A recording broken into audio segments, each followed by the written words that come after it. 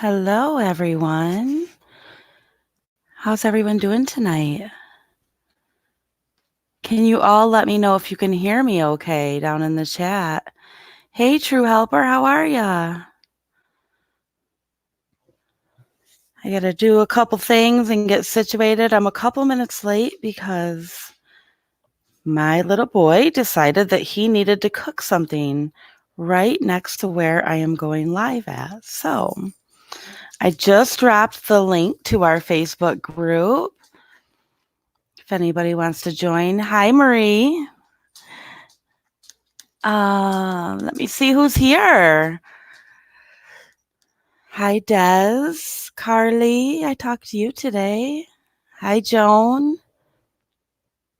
I'm going to read through some of your comments. True Helper, I see you're down there. If you decide you want to come on and chat, just let me know. I'll give you a link. Hi, Anne. Oh, Joan's here. Hey, Joan.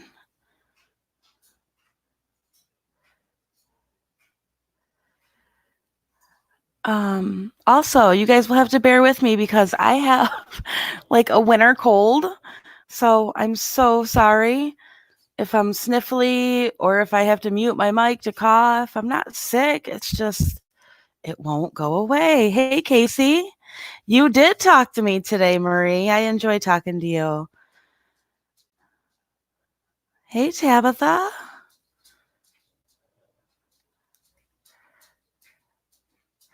Oh boy, Maui girl. Chad and Lori just moved there yesterday, huh? Mignon, hey love. Aw, Irish is here. Hi, Irish. Yeah, I'm pretty anti-Valo right now. It's not my favorite case. Hi, Thursday's child. Thanks for joining us, even though it's late where you're at. Hey, Doodlebug. Oh my gosh, Casey, it's terrible. I'm not sick, but I can't breathe. I keep coughing. It's awful. It's driving me insane. So, Glowing Ember, hey. Okay, so what's going on? Amy's here. Hey, Amy. What's going on with Gannon's case this week, huh? Looks like they're not searching today, or it was pretty desolate out there. I wanted to go over a few things, I guess. Hey, Joe, car guy, 72.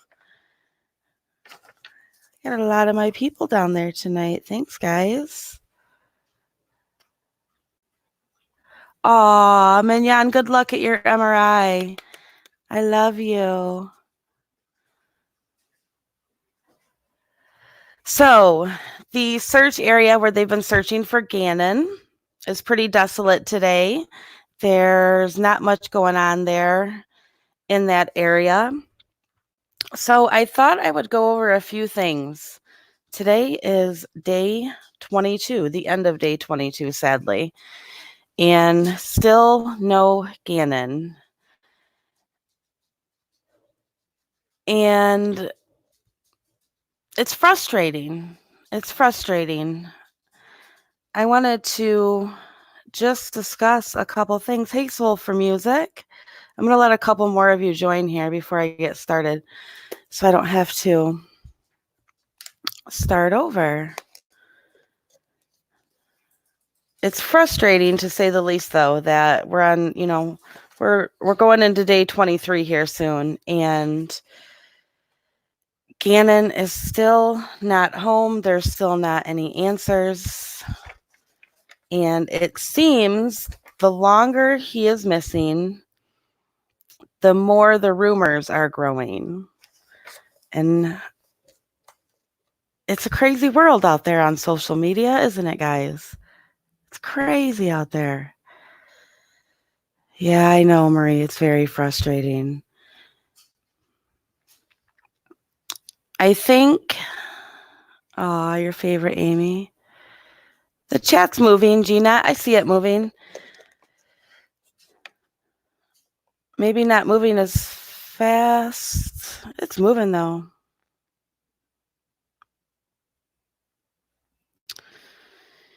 Yeah. Ethereal Goddess. I'm not sure how to say your name, but I'm not really going to comment on that because I had somebody actually who's part of our team was like boots on the ground yesterday searching, and to my knowledge that information is not true. So, and she also lives in the area. So,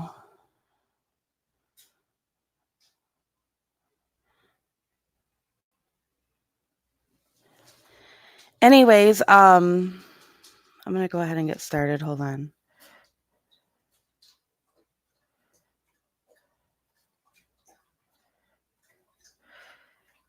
Again, True Helper, if you want to come on and talk, just let me know. Give me a heads up or let anybody else down there know and they'll get my attention.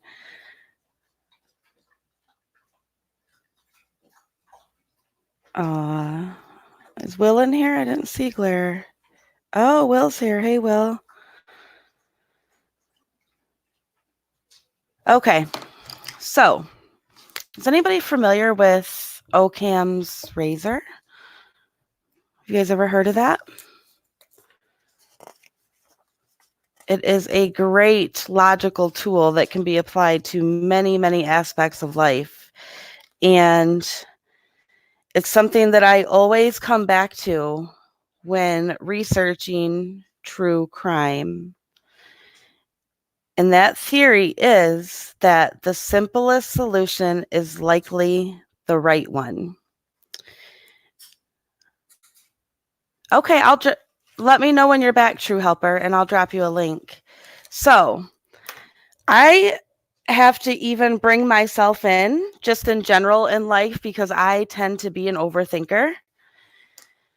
And we can overthink anything. You know, some examples of using this theory is, say you're living in a new subdivision and you drive your car in, but you also live in an area that's had recent break-ins and stuff like that, okay? So you drive your car home, you park it in your driveway, but remember you're living in a new subdivision. So that means that there's lots of construction going on. And you go out to your car the next morning and you have a couple flat tires. Now, the simplest solution would most likely be that you drove over some nails and got nails in your tires. Sometimes, though, people jump to the worst case scenario and think, okay, I have 2 flat tires. Maybe somebody slashed my tires. So you have to come back and you have to kind of reel yourself back in, and you have to use logic in life in all aspects, and especially when it comes to true crime. I have to remind myself of this because I even catch myself reading just different things and different theories and all these different posts. And I'm like, oh my goodness, you know, and I can't imagine how hard that is for Gannon's parents, Landon and Al, and Gannon's family. I really cannot imagine how hard it is to read some of the theories that are out there and a lot of the speculation. So with that said, I guess what I'm saying is, as humans, when situations arise that are beyond our control, and those are devastating situations or situations that just make our hearts hurt, our thought processes can wander. It's a normal thing for all of us to do because we want answers, and the more time that passes, the more wandering that occurs. When this happens, I like to bring myself back and say, okay, start at the beginning again. Start at the beginning. What can we rule out? And use logic. And I just want to address some of the things that I've seen recently, or just some comments that I've seen, because I know not everybody knows this case like the back of their hand, like people who cover this case on YouTube or people who have the Facebook groups. a lot of people don't know every little detail like I might know when I come on here, when it comes to the family situation or the events of that day.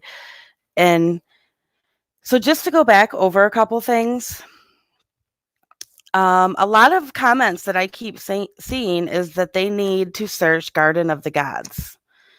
And I think that people think that that is relevant because, oh my gosh, I'm sorry. Gannon was at Garden of the Gods on Sunday, the day before he went missing, with his stepmother and his little sister. So people automatically, your mind gets wandering. I've seen some horrible theories in regards to Garden of the Gods, and I get it. I understand why people think this. But what you have to consider is that after Gannon was at Garden of the Gods, he was later home that day. He was videotaped by his stepmother crying at his home around 11 p.m. that night. We know that he got into a vehicle with his stepmother the next morning. It's on camera at the surveillance footage, or on the surveillance footage from the neighbors. And we know nothing about them being at Garden of the Gods on Monday when Gannon went missing.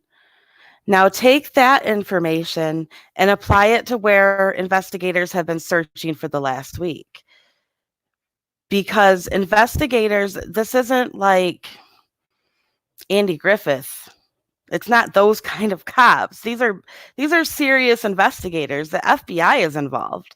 The FBI had their crime scene unit out there, their unit that goes out and processes crime scenes, and they don't just deploy that unit for fun.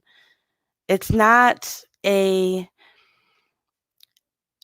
unit that they just say, oh, we're just going to send it out there just for the heck of it, just to be safe. That's not what they do. It's not how it works. Also, investigators are not going to spend a week at an area repeatedly searching over and over and over again if it's not significant. They were literally sifting through snow. Think about that. That's crazy. Loading snow into buckets, dumping it into sifters, and sifting through every piece of snow on the ground. That is extremely relevant to this case, and it's very important to pay attention to that. And while the investigators don't tell us a lot, you can see what's going on by their actions. They're telling you, if you watch people, you can see what happens. People don't always have to use words when you want answers. So just, if we pay attention to what law enforcement is doing, that's huge. That's huge. As of today, they had 637 tips so far in Gannon's case. They've exhausted over 7,000 investigative hours combined between the sheriff's office and the FBI together. And on top of that, they have exhausted 8,400 staff hours, over 8,400 staff hours in this investigation. There have been large-scale searches, and there have also been small, specific searches. There have been drones used, horses used, and canines used. And El Paso County Sheriff's Office said today that the investigation and searches are running parallel. So it's really, really important to pay attention to the sheriff's actions. Pay attention to where they're searching. Pay attention to what they're doing and what they're not doing. I wholeheartedly believe that if law enforcement thought that Gannon was at the Garden of the Gods, they would be out there searching. It's just there's so much speculation, and I understand it 100%. I do it. I sit back and wonder things. We all do. But I think when we, as a whole, just all of us in general, everyone, I think as a whole, when we start considering these things, we need to ask ourselves, okay, What time frames do we know? What specific time frames do we know that something could have happened to Gannon? And there's two of them. There's the 11 a.m. to 1 p.m. time frame between the time that his stepmother went to Petco the first time and the time that she came back the second time. And then there's the time frame from 3:15ish to 4 to when he was reported missing after 6 p.m. So when people send me things that say, well, I think we really need to have somebody send a tip and have them search all of the tunnels at Garden of the Gods, I think it's important to consider what police are looking at, what police are not saying, and where police are searching at. And then apply that to the two time frames that you have and see if your theory fits into those time frames. Does it fit into a theory that somebody could have placed Gannon in the tunnels at Garden of the Gods in those couple of hours? I don't know. I don't know. I don't know the answer to that because I don't know where Garden of the Gods is, but I think that's something that everybody should consider, no matter what theory it is. I think that's important for sure. Absolutely important that you need to. Sometimes, when you come up with something, have you guys read some of the stuff? I'm sure you know some of the stuff that I'm referring to, right? Some of the stuff that's been posted just across social media, because some of these theories are really crazy, you guys. Like insanely crazy. I'm going to read some comments really quick. That's interesting, Carly, because that was another thing I wanted to talk about.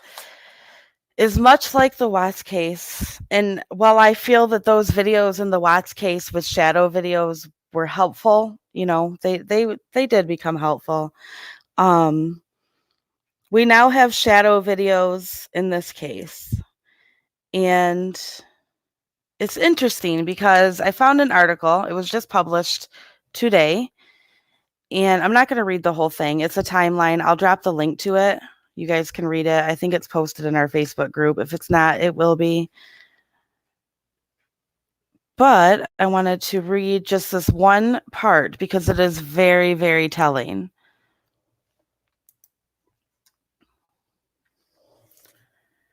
Let me scroll on down to it.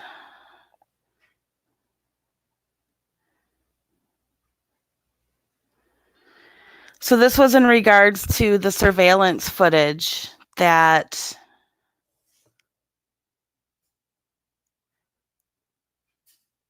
I agree, glowing number. I agree. This is an ABC News article in regards to the surveillance footage that was released by the neighbor, Roderick Drayton, on February 4th. And this is a direct statement that is placed in this article. It says, Roderick Drayton told ABC News he decided to look through his footage once the search intensified and saw Stauch getting in a red pickup truck Monday morning at 10:13 in the morning. The footage also appears to show Gannon walking slowly as he approaches and gets into the truck, according to Drayton. When she returns in the truck at 2:19 p.m., Gannon is nowhere to be seen. A spokesperson for the sheriff's office told ABC News that investigators have a copy of the video and they do not dispute Drayton's description. That's huge. That's a huge statement there, because they're not saying they agree with him, but they're saying they don't dispute what he's saying. So that's huge, I feel like. It's almost like the cops are confirming between the lines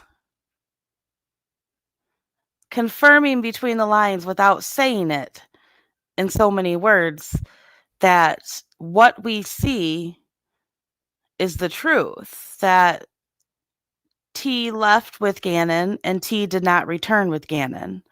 So that's huge, you guys. That is absolutely huge. This is the first time I've seen that the sheriffs have said this. And it's directly quoted that the spokesperson for the sheriff's office said this directly to ABC News. So that's a huge thing.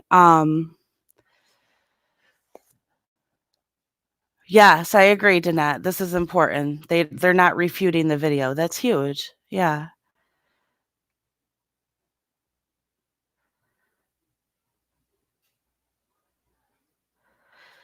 Raquel, it's possible maybe they do have other footage and they just are keeping that under wraps. Maybe they don't want people to know that. Investigators, they have been very, very tight-lipped on this case, and investigators do things in a way that they feel is best for the case. So by not saying anything, they're actually, I feel like they're saying a lot.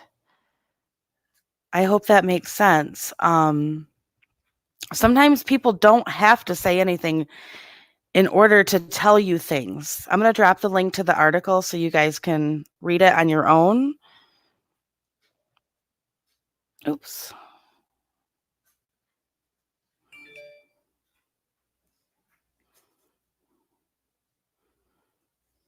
Hold on one second. Yeah, she did say that in her first video, that the cops told her that she was not cooperative. I mean, at the end of the day, none of us really know the answers. We're just normal people out here in the world who are praying and hoping for a little boy who's missing. And it's scary. It's terrifying. And with that, comes what I was talking about a little bit ago, the overthinking, because everybody wants to find them. So everybody's coming up with all these different theories and stuff like that. And I think sometimes that can be helpful. Yes, absolutely. I've always been one to say it's important to listen to every theory because it might, turn a light bulb off in your head. And I still stand by that. I still read every theory. I still read them. Even if I don't agree with them, I won't argue with people on them. It's cool. Have your theories. But I think at the same time that we need to be level-headed about it as well. So, all right, let me read some comments. I got a little distracted there.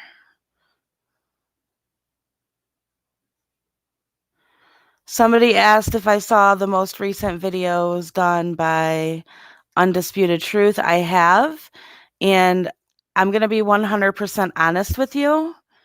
I support Undisputed Truth. I do. I have, promoted her videos. I've shared with you guys my thoughts on how accurate she is. Her most recent videos, though, I don't want to address because they bring up random places and random names. I don't know the relevance of that. I don't know where she got those locations. I don't know where she got the names from, and I don't feel comfortable bringing those names or locations to this channel because, there's been a lot of talk earlier surrounding one guy in particular, and I understand the concern 100%. I can assure you that that information has been forwarded to the proper places, but at the same time, I'm not going to discuss a random name on this channel because it could be completely unrelated. So, yeah, Thursday's Child. I know somebody gave her the names, but I don't know who those somebodies are and where those somebodies got those names. I hope that makes sense. It's nothing personal at all. It's just that's not really how I roll. That's not how I do things. Um, that's not how I've had to delete comments and stuff out of our Facebook group when it comes to people sharing the Facebook profile of the person Cabin Life at Eden Springs. So, um, because I don't know if I just think that that person's comments are strange. Does that make sense? So it's not my place to publicly out somebody like that. We try to kind of follow that rule. I'm not going to just throw people's names under the bus. I can't do it. That goes against my moral compass. Yeah, I know, Marie. Actually, I'm not sure. I need to check into that more. I'm not sure if they are friends or if he follows Mike because it said earlier from what I saw, I think I had told you that they were Facebook friends. But from what I saw earlier, Christina had sent me some screenshots that she was able to get off of that Facebook page before it was pulled down. And it said he followed Mike. He followed him. So that doesn't necessarily mean they're Facebook friends. I got to dig into that deeper until I can say for sure. And I'm sorry if I misinformed you on that earlier. I'm not sure, Anthony. Are you subscribed? Did you hit the bell? If you hit the bell on our Yeah, you're right, car guy. Um if you hit the bell, you'll get notifications when I'm going to go live. So I'm trying to read some of your comments and catch up. So bear with me in the silence, guys. They were Facebook friends. Okay, Des. We're definitely looking into it. Everything that was sent to me about that, I mean, I forwarded it to where it needed to go. Marie, I think the possibility of him maybe, and I'm not defending anybody. I'm truly not because I don't know the answers. And if anybody knows me, they know I'm straight up and they know I'm fair. I'm not gonna. The only reason I can think that he would follow him, other than what everybody else is thinking, is that this case has gained nationwide attention, and Mike has been vocal on Facebook over the past week, ripping Landon apart. So, I don't know. Maybe he followed him for that reason. I don't have the answer. That's just my speculation. That's just my guess.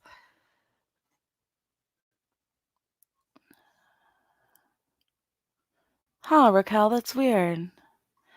But don't worry, I'm definitely gonna, when I get done on here tonight, we're gonna look into it some more, and try to get more answers on that. Yes, Danette, we need concrete info. What video are you guys talking about? Yeah, he has, Marie. He's absolutely ripped. Mike has ripped Landon apart over the past few days. And when people do that on social media, especially oh boy.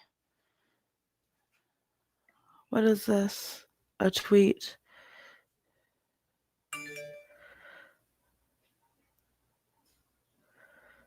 Oh, it's already something I already read today about the case, but I don't even remember what I was saying.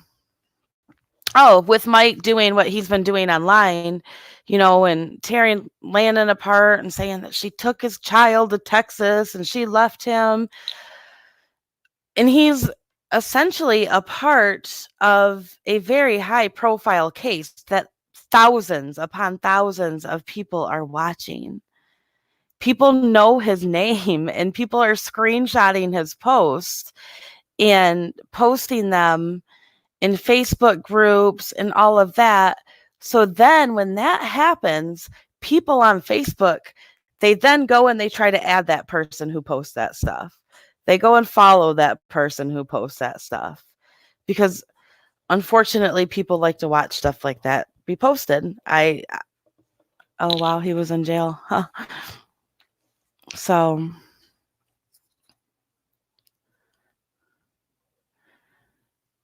what do you mean, Musty?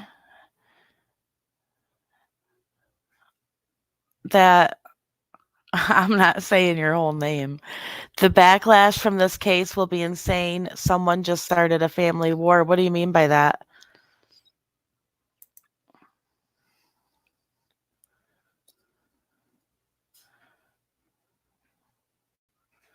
Yeah, it's kind of like Mike has stepped to Tisha's level. So, shame on them both. That is Landon's husband, that Tess, that is Landon's husband. I believe she's going through a divorce. Oh, whoever's Facebook messaging me, are you watching my live right now? Reply and let me know, because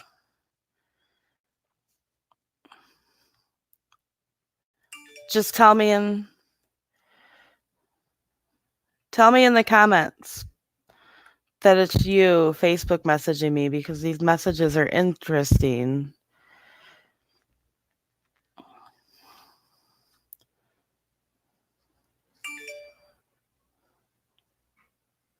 Hold on.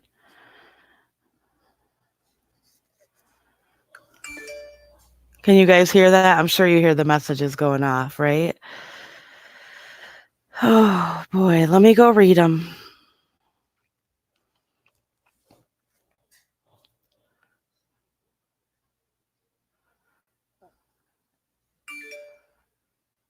What video are you guys talking about, King of Kings? Okay, you're watching. Thank you for letting me know.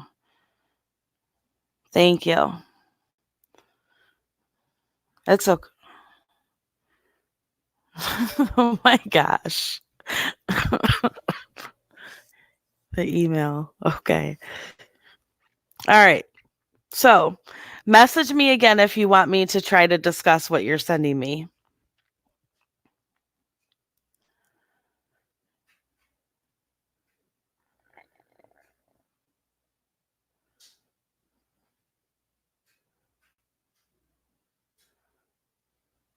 Okay. Call you after. Okay. I will do that. I will do that.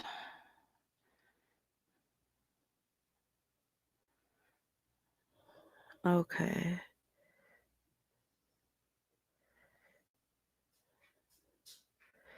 Let me read this. This is interesting for a second, boys.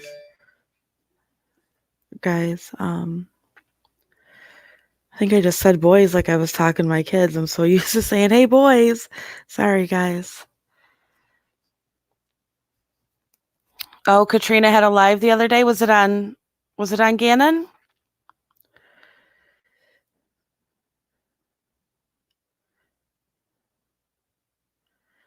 Oh boy.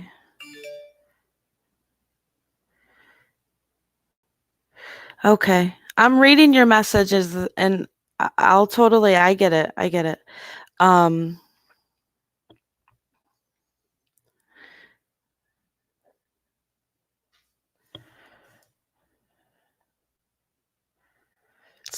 See, I have a few people in the messenger, so I let them know that I had it.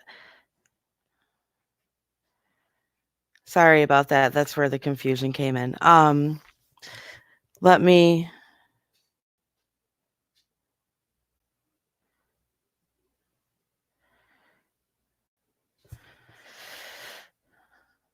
Okay, you're listening to my live, the person who is sending me these messages. So I will definitely call you as soon as I get off of here. I promise. Okay. Let me read some of your comments. I keep saying that. That's a good question. Realty source. Does Petco have any video surveillance of T? I would imagine so. Most retailers these days have CCTV cameras, and for the most part, they definitely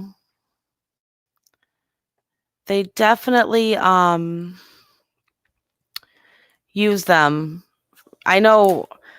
I think about every store in my area has cameras on the inside of the store and the outside, because there's so much theft these days that, they try to have cameras on the outside to identify those people who just go running out of the store with stuff. That's the world that we live in. Isn't it great? Yeah,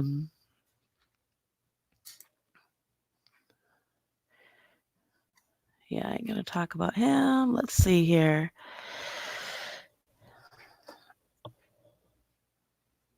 There's really nothing new, Carolina girl.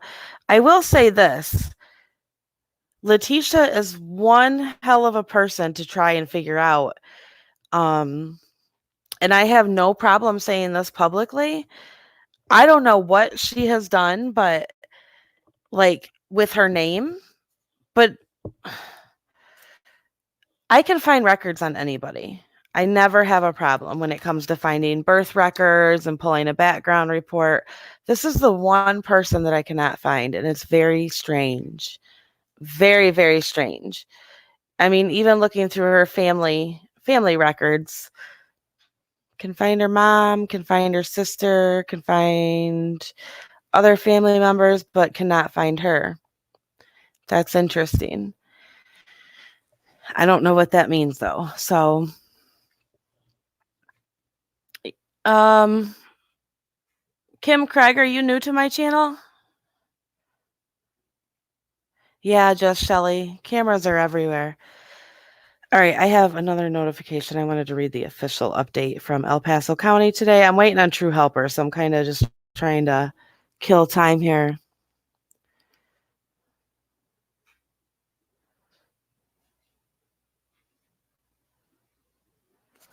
Yes, Danette, I agree with you. No, she didn't grow up in Alaska. She's a Lumbee Indian. She grew up in Lumberton, North Carolina. It's really strange. It's really strange. Well, I would believe the military clearance of some kind, but I don't think so because she's got some criminal history, and I can find Al okay with no problem, and he's in the military, so Kim, I could probably find your mom and dad's marriage license if you wanted me to.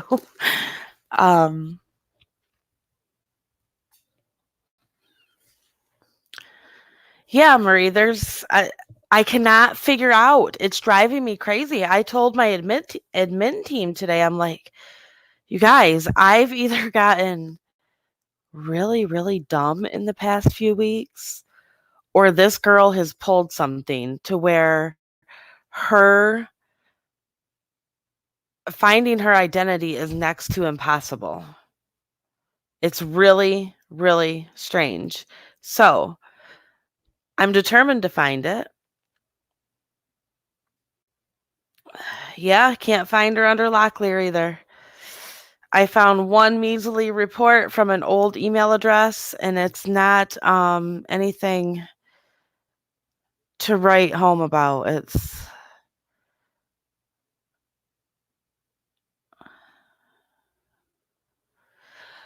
so Marie, we've been able to pull her teaching certificates and stuff and her licenses, but what's weird is I can't find a background report on her. I can't find a birth certificate on her, but I can find one on her sister, and that's very, very strange. Actually, Lumbees are not government. They're not government protected. They're not. I might actually have Amy come on and talk about. Yeah, I've tried Hardin. Locklear, Hunt, and Stauch. If Amy wants to come on, maybe she can help me explain the Lumbee Indian. No, they don't have a reservation. That was my first thought too, but that's not. There's no reservation with the Lumbee Indians. They're not even, I don't know how to explain it correctly. They're not, it's not that they're not recognized. It's that Leslie Locklear? Huh. I don't know about that, but that's interesting. No, that was stated incorrectly. I never said that her teaching license was revoked. I actually went through that detail by detail. Tisha's teaching license in South Carolina was suspended for 6 months. You get a license by state. And even after that 6-month suspension, she was able to teach again in South Carolina. So that's misinformation. No, the Lumbees, I don't know, maybe Marie can explain it, but the Lumbees are not considered, they're not considered,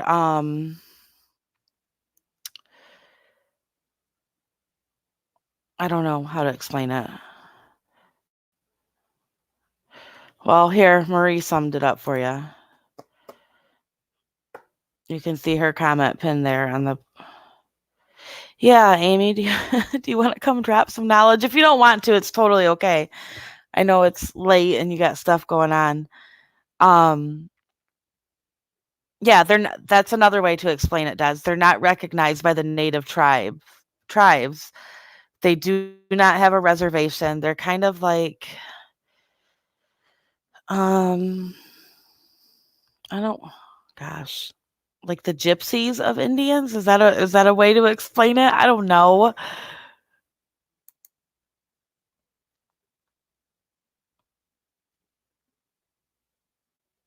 The sugar daddy website. What would you like explained about that? I've tried every spelling there is, believe it or not. I've tried Tisha. I've tried Letitia. And this is another interesting thing. When you do these background checks on people, it will pull up their relatives, right? So, when you search Al, you can find Landon. When you search, and you can even find Mike Hyatt off of searching Al. I can search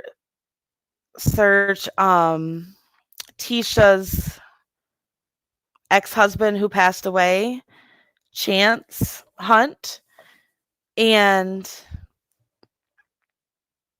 there's no Tisha connected to him. There's no Letitia connected to him. But I can find Landon connected to him, and I can find Al connected to him. It's really weird. Yeah, what do you guys want to know about the sugar daddy site? There was a disagreement last night in our Facebook group about this. So, yeah, I've searched her mom too, and it's not showing her as a relative. I've literally exhausted every option. Every option. My next option is to pay for a site that is very expensive to figure this out. And I'm to the point that I'm so fed up with not knowing the truth that I might just have to do that because it's irritating me. I am not 100% sure how her ex-husband passed away. I have some suspicions, but I'm not gonna.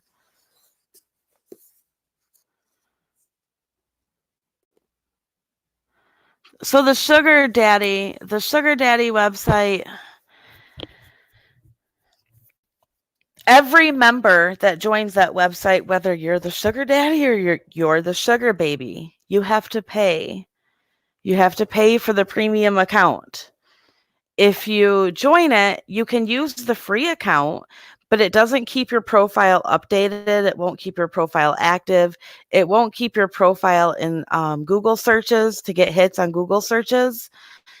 And so that profile was created in 2006. Our collective understanding that we have came to with,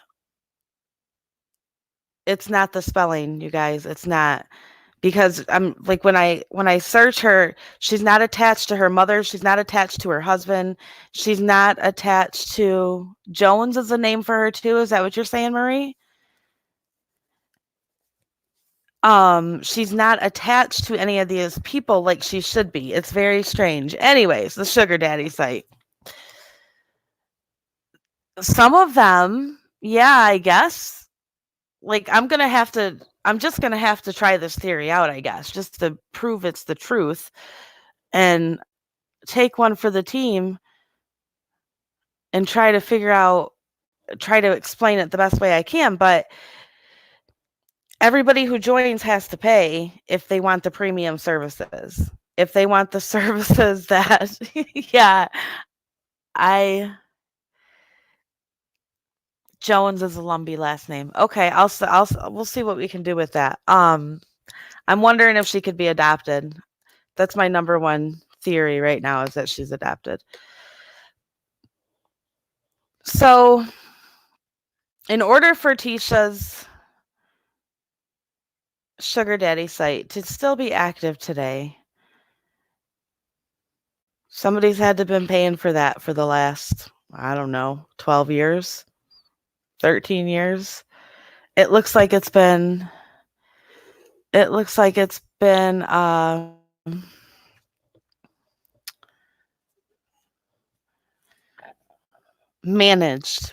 for the last decade or so. Yeah, you get 3 free days, Danette. You get 3 free days and then you have to pay. Then you have to pay. Hold on, I gotta address a comment down here.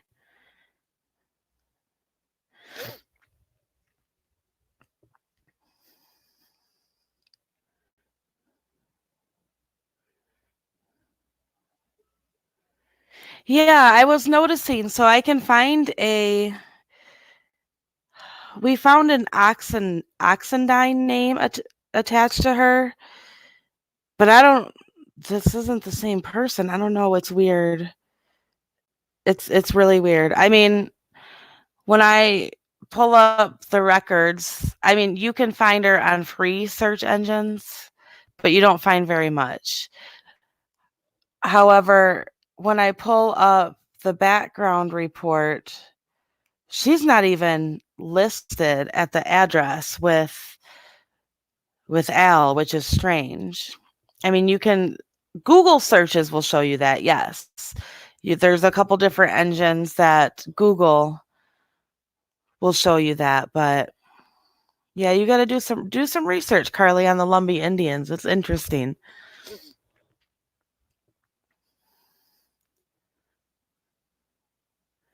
I got to find this comment.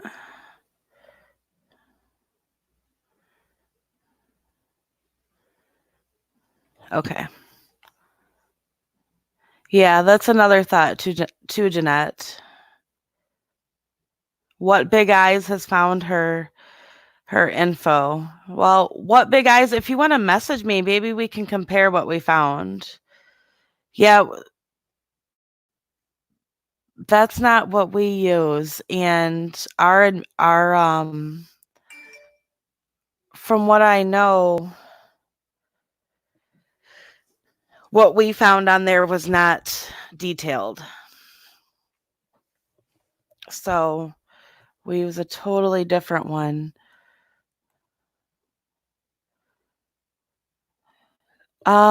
Casey, she's not that Eden girl, but I don't know that she's not using that person's account, if that makes sense. I know how they're connected, but thank you, Sky. I appreciate that. Thank you, Raquel. Thank you. Oh boy. You got any stories, Michelle? Yeah, basically that's what it looks like, Dee. Glowing Ember, we use multiple. There's a couple that I pay for, and I'm about to just go big or go home and buy the one that I really want because it's a good one, but I didn't really want to spend the money to do it, but in the same respect, like you get what you pay for too. You know what I'm saying? Yeah, there is a Letitia Locklear. That person is actually in, of all places, Texas. Dallas area, I believe. Dallas. Michelle. Yeah, that's true. That's true.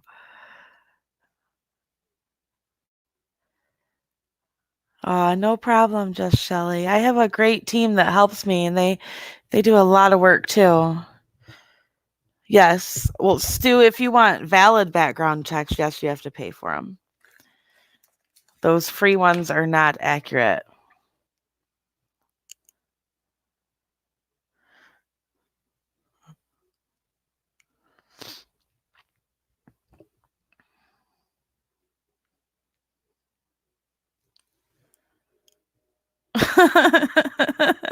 We can all take 3 free days.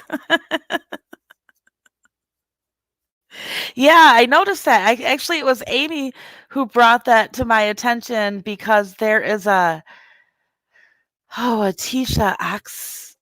I don't know how the Oxendine names came up or whatever, but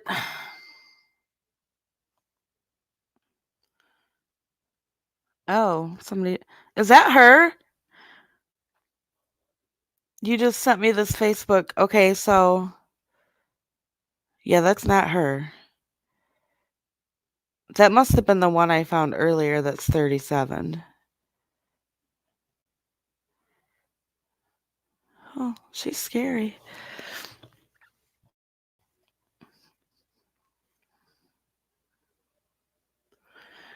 Yeah, Lisa, I don't think that's why she had her back to the camera. Anything's possible, though.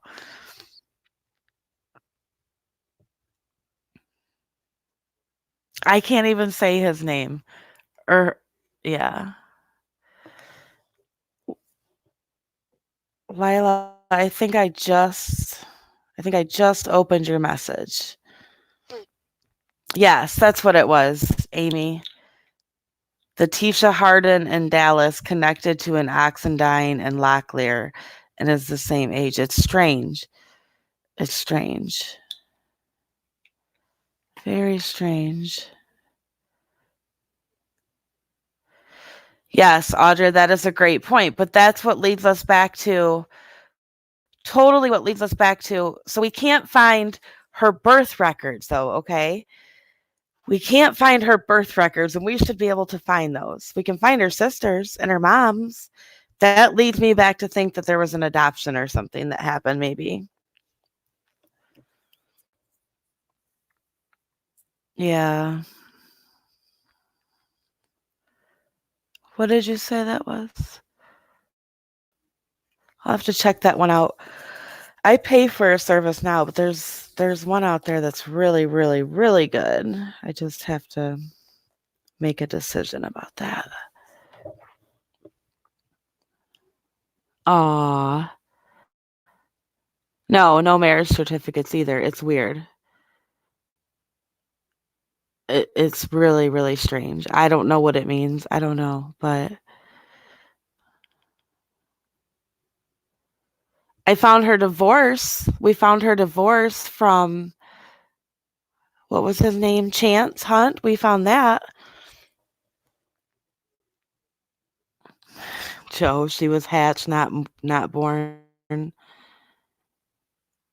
Yeah, she would still have a birth certificate reissued with adopted parents' names. I don't know. I don't know. It's really weird. Can't figure it out. I love Joe's comments. Yeah. She was married to Chance Hunt. We have their divorce, and he died. I want to say it was like 2014 he died. He lived in North Carolina, but he died in Cincinnati.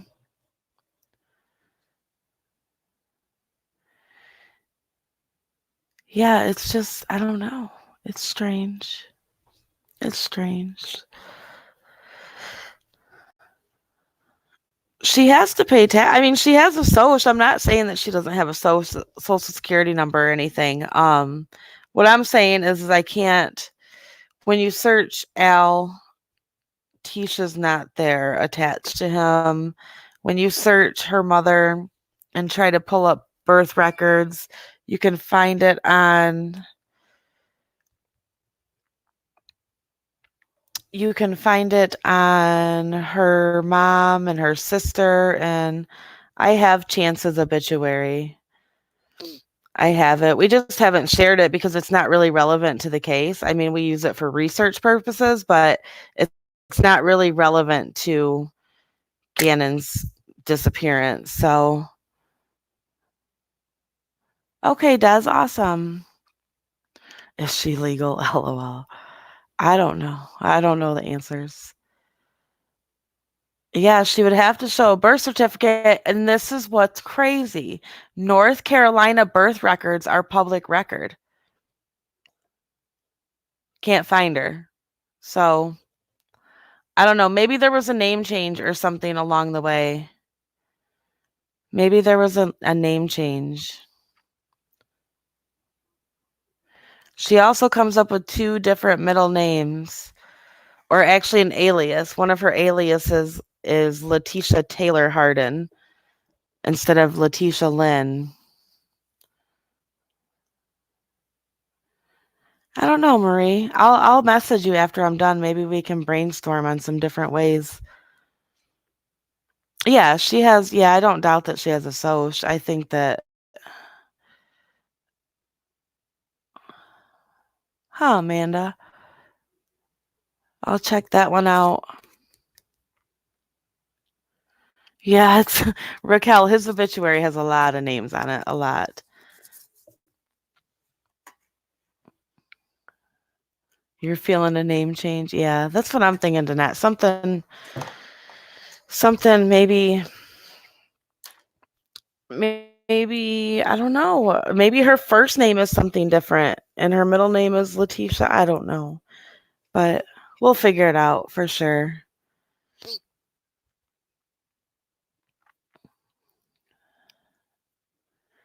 Casey, if you look in the Facebook group, I don't know that off the top of my head, but if you look in the Facebook group under post topics, there's a whole topic on her with every document. Every document. I was kind of waiting for True Helper to come back, but I don't see him back here yet.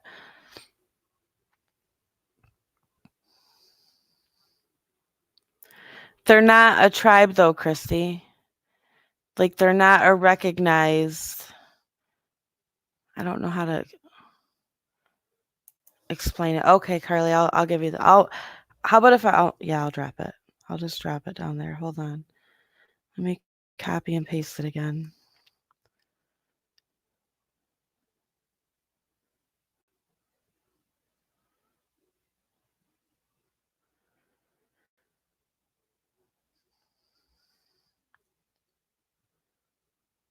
Okay, I'm dropping the group link for you to join. Just make sure you answer the questions so that we know to let you in.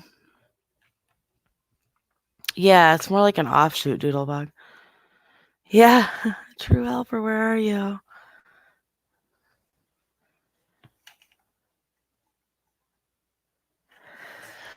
Okay, so there was some recent tweets about Gannon's case. I just want to look at them really quick and see if it's anything new.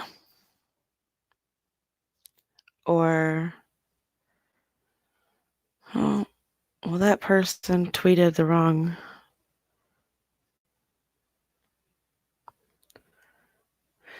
Okay, so 26 minutes ago, this was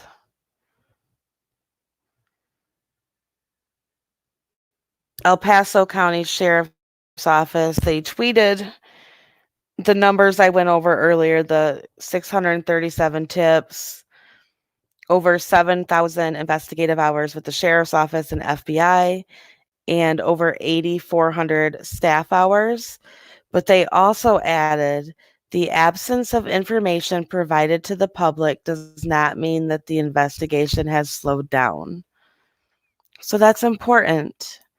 They're letting us know, even though they don't talk, even though they don't have much to say, they're still working hard. Is he here? I see his name being. Okay, so here's an explanation. The Lumbees are recognized as a tribe by North Carolina. They are not federally recognized. Oh, True Helper's here. Do you want to link True Helper? Okay, yep, you want a link. Sorry. Oh, it's all good. I had my boys let my dogs out before I came on came on here. So I will drop your link right now for you to come on and join me.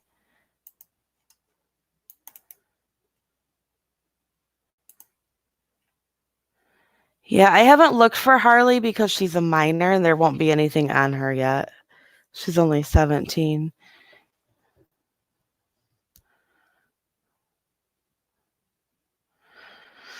I don't think so. I don't think that she's been shooting off on Facebook. The last thing she did was upload those videos as her profile picture, and Landon basically called her out on it and said, "Take the videos down of my babies." But I think most of you probably saw that.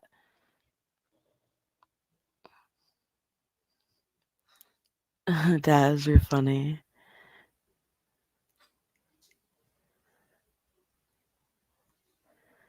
All right, we got a link out to True Helper. We're just waiting for him to come on. I know you guys like hearing from him, right?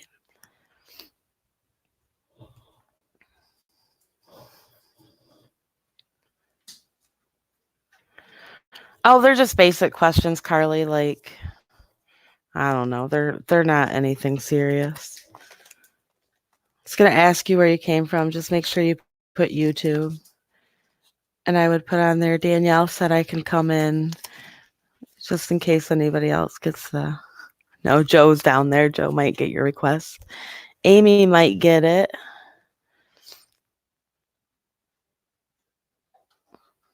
I'm excited for True Helper too.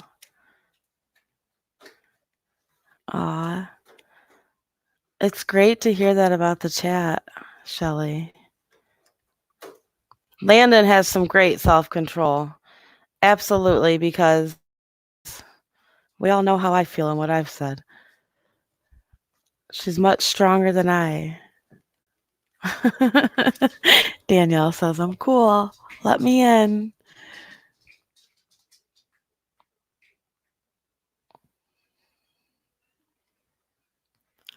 Oh, when you click join group, there's a few questions. I think they're, I can read them to you.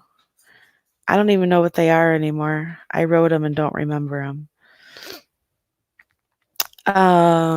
Do you know Gannon or any relatives? This is a case discussion group. Theories are okay unless otherwise proven wrong. Do you understand? And how did you find this group? Be specific. Yeah, I would too be. I would be too, Olivia. Just to clarify, you guys, John, I just called him John. True Helper is not John Walsh. He is not John Walsh. I know a lot of people think that he is. He's not.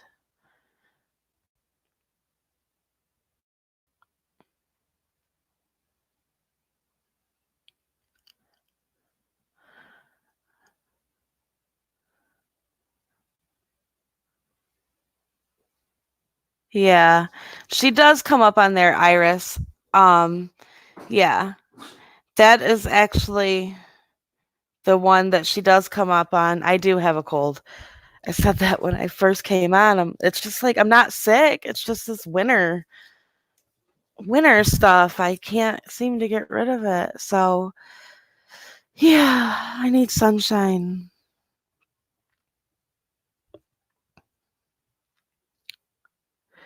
Lila, I don't think that's her father's obituary, is it? No, that's a different Tisha. I think that's the one that you just sent me on Facebook Messenger. I'm going to drop the link for True Helper one more time in case he didn't see it, because that chat's moving fast.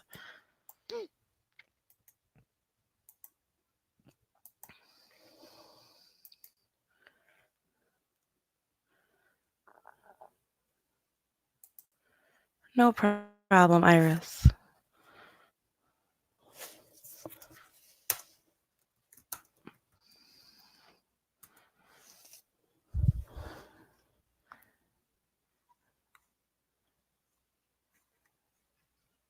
Yeah, we clarified that True Helper is a male. Yep, we sorted that all out. Casey, I think that's the problem. I think that's like it's like one day it's like 25 here, and then the next day it's 40, and then the next day we get snow, and then the next day it'll be like 40 again and it's raining. Nothing's consistent. So my body's just ready for like spring weather and sunshine. I need sunshine.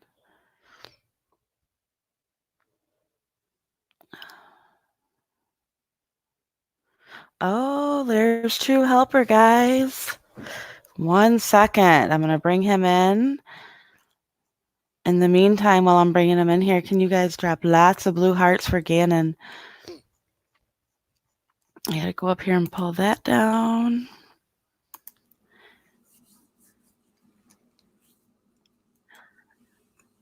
Hello there. I'm sorry to have kept you waiting. Oh, you're okay. How are you? No problem. I'm good. How are you? So far so good. How we Yeah. do. Yeah, absolutely. Mm, Absolutely. There's a lot of people down there in the chat excited to hear you come on.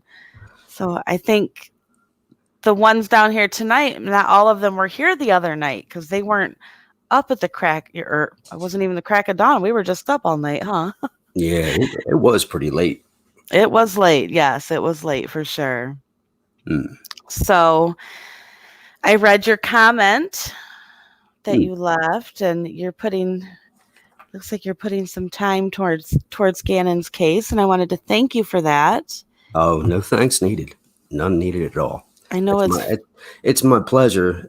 Well, I can't say my pleasure, but you know what I mean. yeah, I know what you mean. I was Anything you can, definitely intrigued after we watched that interview, especially from T there. That didn't sit well with me. So it's I an knew, interesting one for sure, isn't it? yeah, absolutely. And I knew once looking into it, the further the further I looked into it, the deeper a rabbit hole it became. It was Oh, absolutely unbelievable.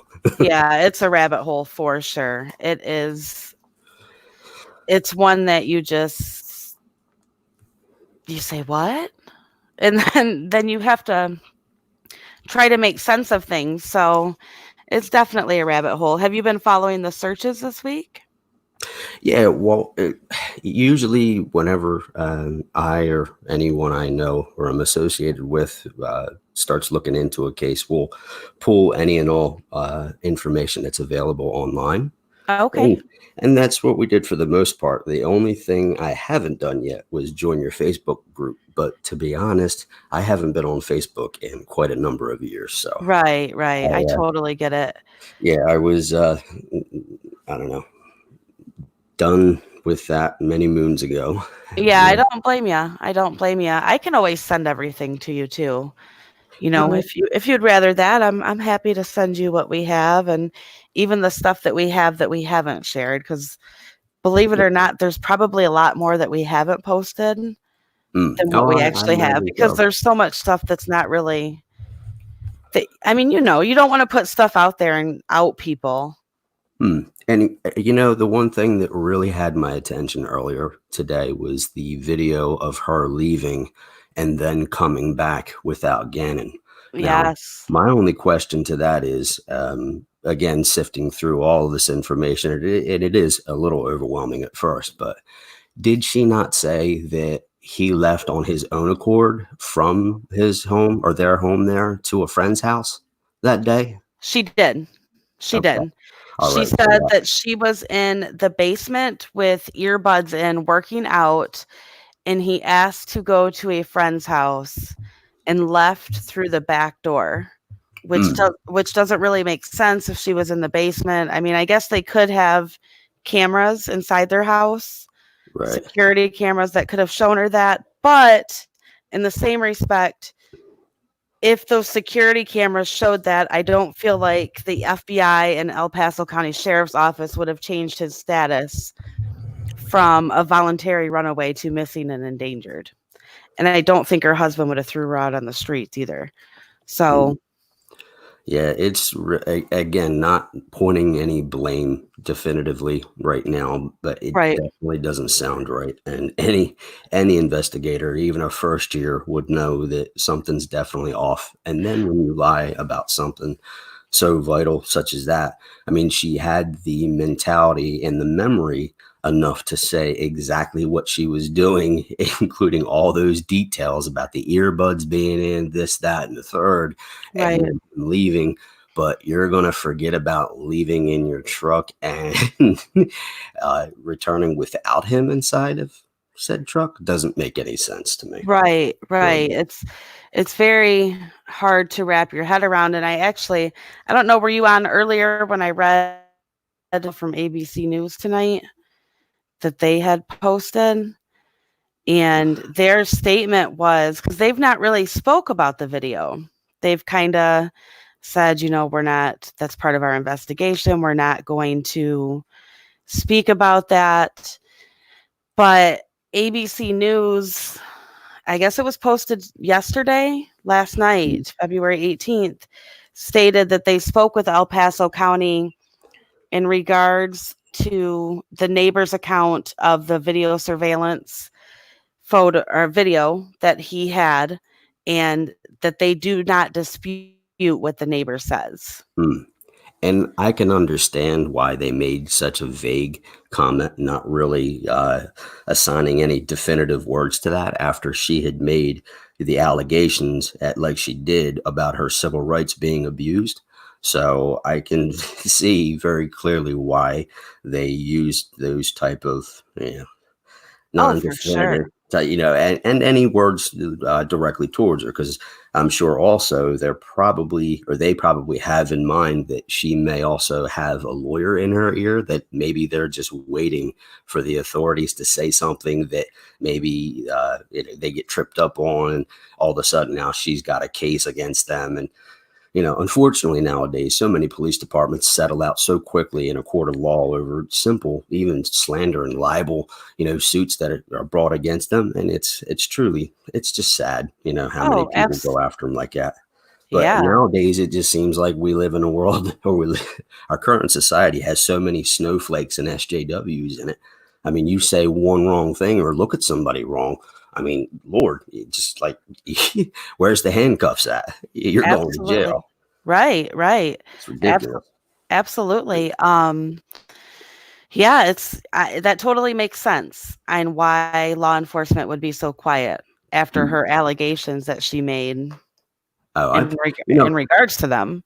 with all of the word salad and all of the descriptive stories that she's told, you know, again, all theories, not pointing the definitive blame on her just yet, but Right, it just sounds to me, well, two things. One, she is obviously in way over her head as far as not knowing when to just stay quiet, and then secondly, she's obviously trying to throw somebody off because I mean, who gets into such detailed stories like that if not for a purpose, you know? right. Absolutely. Absolutely. She's telling us stuff for a reason. There's intention behind Mm, her words, and it's just finding, I feel like, what that intention is. I don't know if she's involved. I don't know. I have suspicions, but at the end of the day, I don't know where Gannon is, so I can't say what was done exactly. or wasn't done. Exactly. And I So, think this case now, for most of us, really is going to boil down to what the authorities have now in a way of her social media accounts, her private emails, private conversations, any kind of online activity she was into, because I'm sure they definitely. I, she would be in custody if they had anything definitive on her, but just by her behavior alone, I'm sure they're definitely, if not, I'm sure they have already looked into her, but I'm sure right. now that there's a reason why they do the types of field sweeps like you've seen earlier, Mhm. shoulder to shoulder and with equipment to sift through the snow and gathering buckets up, and it's for a reason. And I'd be very, very interested in seeing what it is that they have that led them to that area. Because that just, again, doesn't happen. Just, okay, we're going to spitball here and see what we can come up with. No, Right, doesn't work that right. way. And when you search the addresses, specific addresses in that area, it is a very affluent area. I've said that before. The Hmm. homes are like upwards of $500,000. The the owners of the properties have very well established careers and businesses, and it's actually a gated private community. Even though those houses sit on acres and acres of land, it's private back there. So it's not, I don't feel like it's a random place. Hmm. That's just my intuition. I could be wrong, but when you just take different things into your thought process and say, okay, well, this area has money. The people up there are, they all seem to be very, like, respectable in their careers and such, and it's gated. Why are they searching there? Why? Exactly. And to be there for a week almost, that says a lot. It's hard not to take that kind of thing into consideration. You know, I mean, a lot of people I've heard of in the past, even recently, a lot of them are, middle to upper class that have been caught committing certain crimes. And I'm not, again, throwing any groups of people into a certain negative Right. connotation or group, but bottom line is, again, they're there for a reason, and I, I would pay almost anything to see what her online activities were like. And there's another thing also to be considered here, and I really don't want to be too or throw conspiracy theories out there, but I Right. saw a couple of other creators who've been doing videos about certain types of individuals that have had to go on certain types of lists. And I don't want to specifically say the names. I don't want to trip up Mhm. any algorithms, but Mhm. I was actually shocked to know, because I had actually gone on myself and confirmed how many of these people were within just even a mile from Gannon's home and then around that area. I mean, there was, Right. I think, just within I believe it's within the county there, and now it was like 700 plus Right. people that are there. So again, not that There he's 11 years old. If he was out and about, and I don't know, this case just keeps on turning my attention in many different directions. But I am glad that I'm looking into it, because I'm starting to sift through all the evidence and see what I can find out here. And not to Yeah. mention, I have some pretty good people that are much more knowledgeable than I am. And Yes, I know that the family is very thankful for that. I know that one of a family member is actually, listening right now, and I know that they are thankful for that. So any and well, all help is definitely appreciated. though they're very welcome, but I believe, as I had messaged you earlier, this is not done for the thanks. It's more so just to Right. try to find this just poor lost soul right now. Because at this Yes, point, absolutely. just it Absolutely. really it weighs heavy on everybody's heart. I mean, just It does. looking at all the chat rooms and everywhere I've been so far, just so many people have the same concerns, just wanting to bring this young man home. And how or why we ever Yes. got to where we are today is, it really can depress somebody quick, but by taking action can help make everybody feel a bit better. Right, absolutely. How do you feel about the search efforts and the sifting of snow? Do you have any input on that? Well, that goes into some it goes into a lot of detail for them. Just for them to assemble that type of team, then you factor in the equipment that they're using, then just the sheer man hours that it takes to do that specific type of detail. I mean, yeah, again, they obviously have a reason for doing it. And this is where most everybody would fall short, because no matter what kind of applications we would have for background checks and this and that and the other, this is definitely either something they gained from the tip line that led them there, Mhm. or something, some kind of activity that they had found uh, via social media of some kind through someone else.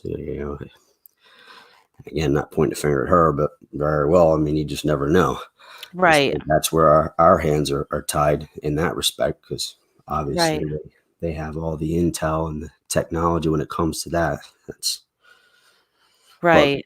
and I applaud them for it, because obviously they are specifically looking for some kind of evidence, that will hopefully help redefine where they need to be or where they need to go, what their next step is to take. So I praise them for it. And God bless all of them being out there, because I tell you, that's got to be a very cold job right now, and all that snow and just Yeah. getting through.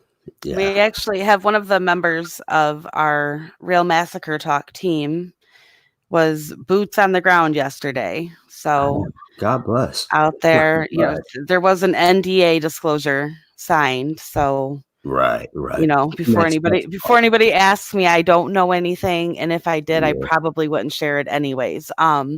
But no, there's an NDA signed because it's military. There's military out there searching. They did have to Mm-hmm. sign a disclosure that they wouldn't release anything or anything that they heard or anything that they were told to search for. So she Yeah. spent 8 hours sifting snow and carrying buckets of snow yesterday. Wow. And yeah, we're very thankful for her. And she is very invested in trying to help find Gannon and bring him home.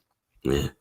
Well, I knew too, once I had heard that they weren't using volunteers in those specific searches. I knew at that point that there was going to be NDAs signed and all that. Right. So again, they definitely are on to something. Their investigation has them pointed out in that area. And Yeah. hopefully, let's hope that they do find something. At this point, at 3 weeks, I mean, over 3 weeks, we have to be rational and you know, uh, keep stepping forward. So at this point, I don't know. I'm still holding out hope personally, but I tell you, Absolutely. Absolutely. I think we're all holding out hope. That it would be so amazing just to, wake up to news that Gannon has been found safe. And that's mhm. all we all want to hear. We all want to hear that. And Oh, we are absolutely. all hopeful for this little boy. He's became a part of all of our hearts. And when you do the types of things that you and your group have done, and even like we're doing here tonight, we help keep that hope alive. And that's also Right. another good thing, because in the past, before the days of social media, and I do remember those days quite well, there wasn't, other than maybe some TV commercials and some radio ads, there really wasn't such a easily accessible way, such as the internet, to keep somebody's hopes alive. You keep the search up and running, and because a lot of times once a trail would go cold and there wasn't many people there to say, well, no, let's keep going. They would usually then log it in under their cold case files. Excuse me. So Right. That's absolutely where social media, when used correctly, can be a powerful, powerful tool. It can be a great thing. So I'm personally thankful to be able to have a platform to be able to bring awareness to Gannon and for people to be able to hear this discussion and to hear you speak, and just having the different input on his case as well is helpful because I think it helps the people who are following this case, just hearing what you have to say. I think it does help give them reassurance. And the nation, everybody who's following this case, they need that. Most of all, Landon and Albert need that. Their little boy is missing. mm, So, I wouldn't even know what to do with myself if something like that had ever befallen my family. That's for sure. It would drive right, me absolutely insane. right. I couldn't imagine. Me either. Mm-mm. And there was something you were speaking of earlier about the Petco there having or possibly having surveillance or not. The Hmm. the one thing that I do know about most corporate stores like that is that usually they're mandated to have surveillance systems by whoever insures them. and that's just usually it's a newer thing that I know of, about the past 8 to 10 years, I'd say. But usually for like insurance claim purposes and all that, they usually Right. take these types of companies and corporations to keep the surveillance systems, because that way, if anything happens, God forbid, or say if you get a slip and fall case against you, or if somebody breaks in the middle of the night, or even somebody walking up to a store, it's just, and I know a lot of those Petcos are situated in usually like these strip malls. Well, even then, usually the owners of said strip malls will have some kind of external surveillance system set up. That way, they cover their own as well. Mhm. God forbid, in the event that something bad happens and somebody tries to go after them legally. Right. Right. Absolutely. So, um, tomorrow's day 23. Tomorrow, yeah, day 23. And I heard that there's a snowstorm coming into the area. Mm. that's Yeah, that's all they don't need right now is more snow. I know. Wow, I know. And wow. I think that's why they were not searching today, possibly too, was because several people had mentioned because it's so cold there today that they just couldn't search. I don't know if that's true or not. Mm. So hopefully if the snowstorm comes, it arrives quickly and leaves quickly and they can get, back out there looking for him. And Yeah. is it so okay, so somebody's saying it's tonight that it's coming. Mm. Yeah, unfortunately, we can't control Mother Nature, that's for sure. I Hopefully, know. it is a quick in and out. Yes, yes, I do feel absolutely. hard for those, horrible for those people in the field to Mhm. be out there. And then I'm sure they have all the motivation in the world to do it. But after being out in that cold for about 4 to 6 hours straight, it starts to nip at every corner and every inch of your body. Right, right. So, And if you saw some of the videos of the searches, it looked like they were doing a grid search at one point. They were walking shoulder to shoulder. mm-hmm. So, Well, that's a pretty typical approach. It really is. I mean, for semi-flat and even somewhat hilly type of terrain, because that was one of the first things I did as of last night. Is I pulled all the topography maps of the area and was just looking for anything that kind of stood out to me, and then I started honing in on where they had their active searches going on. So it makes sense as to why they would perform those specific types of searches. But again, it right, goes back to the fact of that obviously they either had a call-in tip of some kind or an electronic tip, or they had some kind of lead uh, via the any activity that was online. I just, right, right, I'll just put it out there like this. I really hope and pray that I don't know. I would hope that good moral, good morals, and some kind of I don't even know how to word this right now. Actually, it kind of makes me angry that I even have to say this, but I would just hope that this woman, if she did know anything, just knowing that here's a young 11-year-old man, possibly out there somewhere, if she knows anything, just put down your insecurities for a moment, put down the vanity, put down the worry and concern of your own reputation. Even if something did come up, or God forbid there was an accident of some kind, or whatever it might be, just mm, say it. Just come out, say, look, something happened. Here's what it was. Or, I mean, anything more than what has taken place. Because again, the one other thing that I did after the topography maps things is I started pulling most of her dialogue, every bit of what she said in interviews and all that. And it just, again, it aggravates me because a lot of it is unnecessary and it's not needed. And all it does is it ties up resources that could be allocated to doing the right thing. Actually searching for him, right. being able to bring him home, possibly. So. I mean, if there is something known, and to anybody out there, see something, say something, even the smallest little tip, the smallest little detail, you never know where that one little piece of the jigsaw puzzle will come into play by just saying it.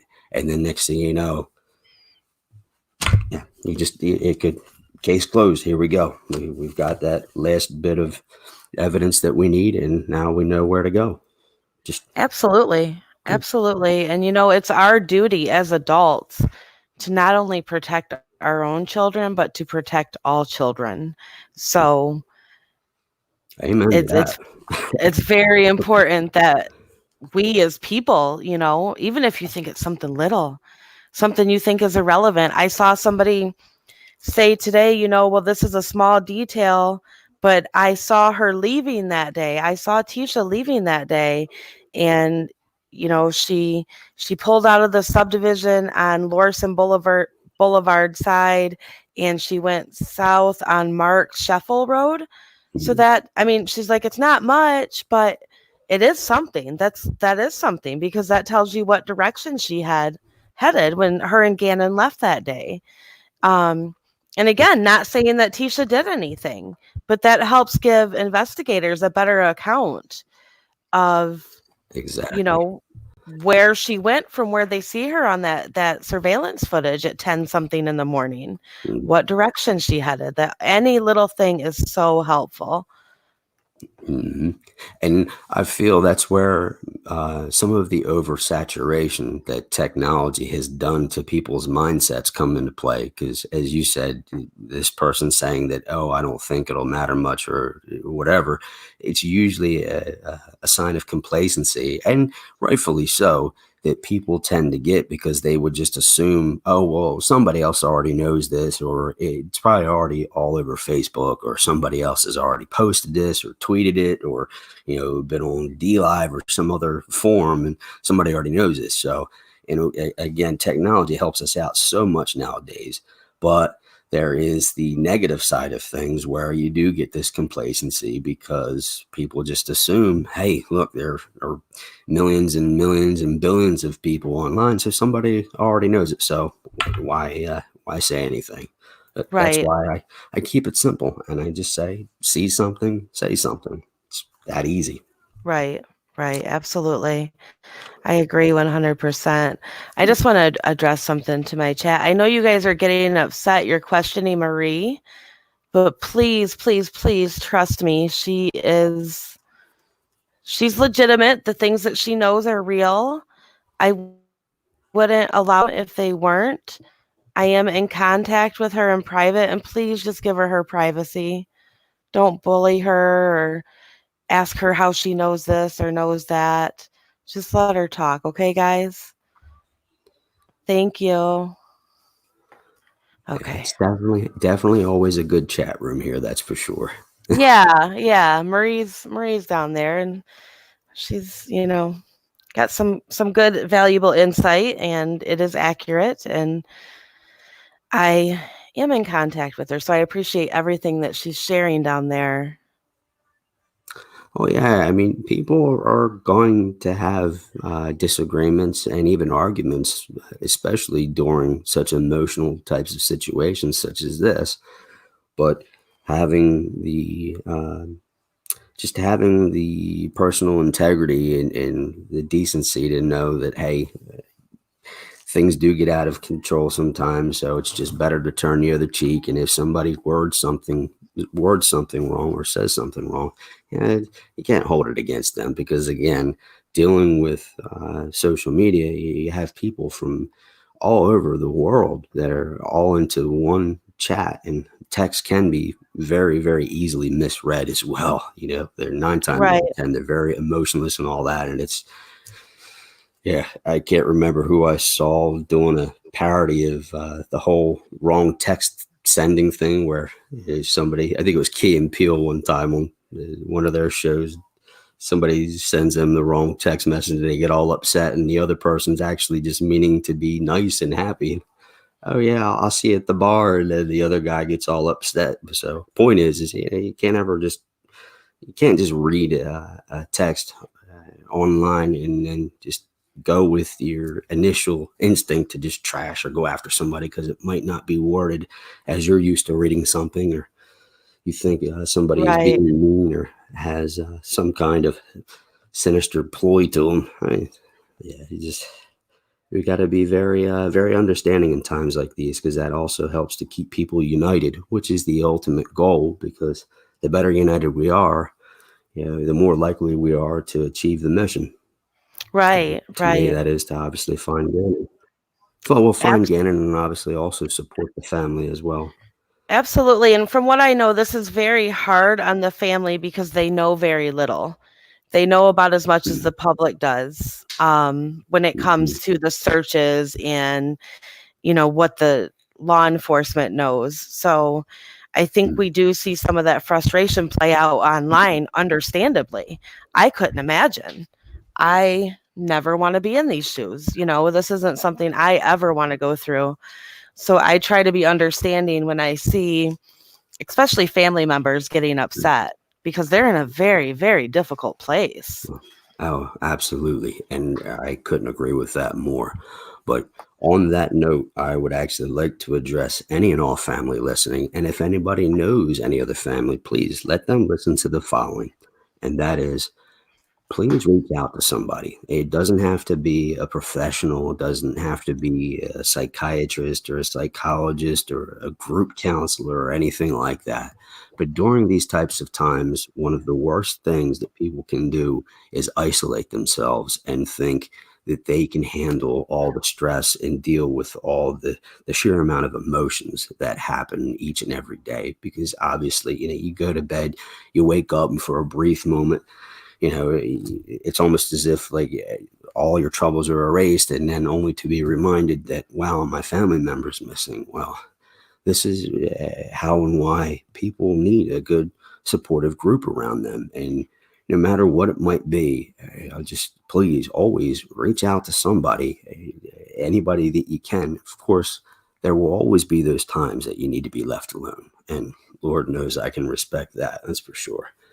But Absolutely. yeah, but Absolutely. always, and it doesn't mean that you're a lesser person. I know I've actually dealt with some families before where certain types have been very, very, I don't know, bold, um, hard headed almost sometimes, thinking they can just deal with everything. But then, weeks or months later, all of a sudden, then they have an emotional breakdown and they can't figure out why. Well, that's pretty easy for me to understand. It's as easy as just knowing that you need to decompress. And we do that little by little each and every single day.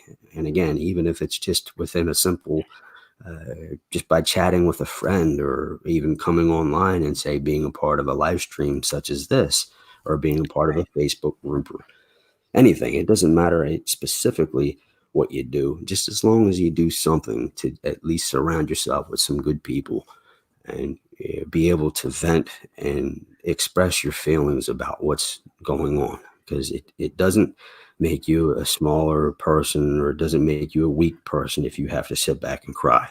Lord knows, as I'm saying this, I'm trying not to get choked up right now myself, because I couldn't imagine exactly what Gannon's family is going through. But Yeah, absolutely. And I've been in contact with a couple members of Gannon's family, and I would just like to say I'm thankful for them to feel confident in me, to reach out to me, and I'm always here too just to listen. I'll listen. You don't have to. I'll listen to you. I'll cry with you. If you need somebody to yell at, you can yell at me. I'm pretty laid back, so I can handle being yelled at. Um, I can tell that. I can tell that definitely. yeah, yeah. So, and again to the chat, I just got a message. So I just want to clarify again. Please don't ask Marie questions. Please just let her talk, okay? She's very thankful to have True Helper on here tonight and to get his insight. And I have personally spoken to her, and she doesn't have any information that any of us don't have.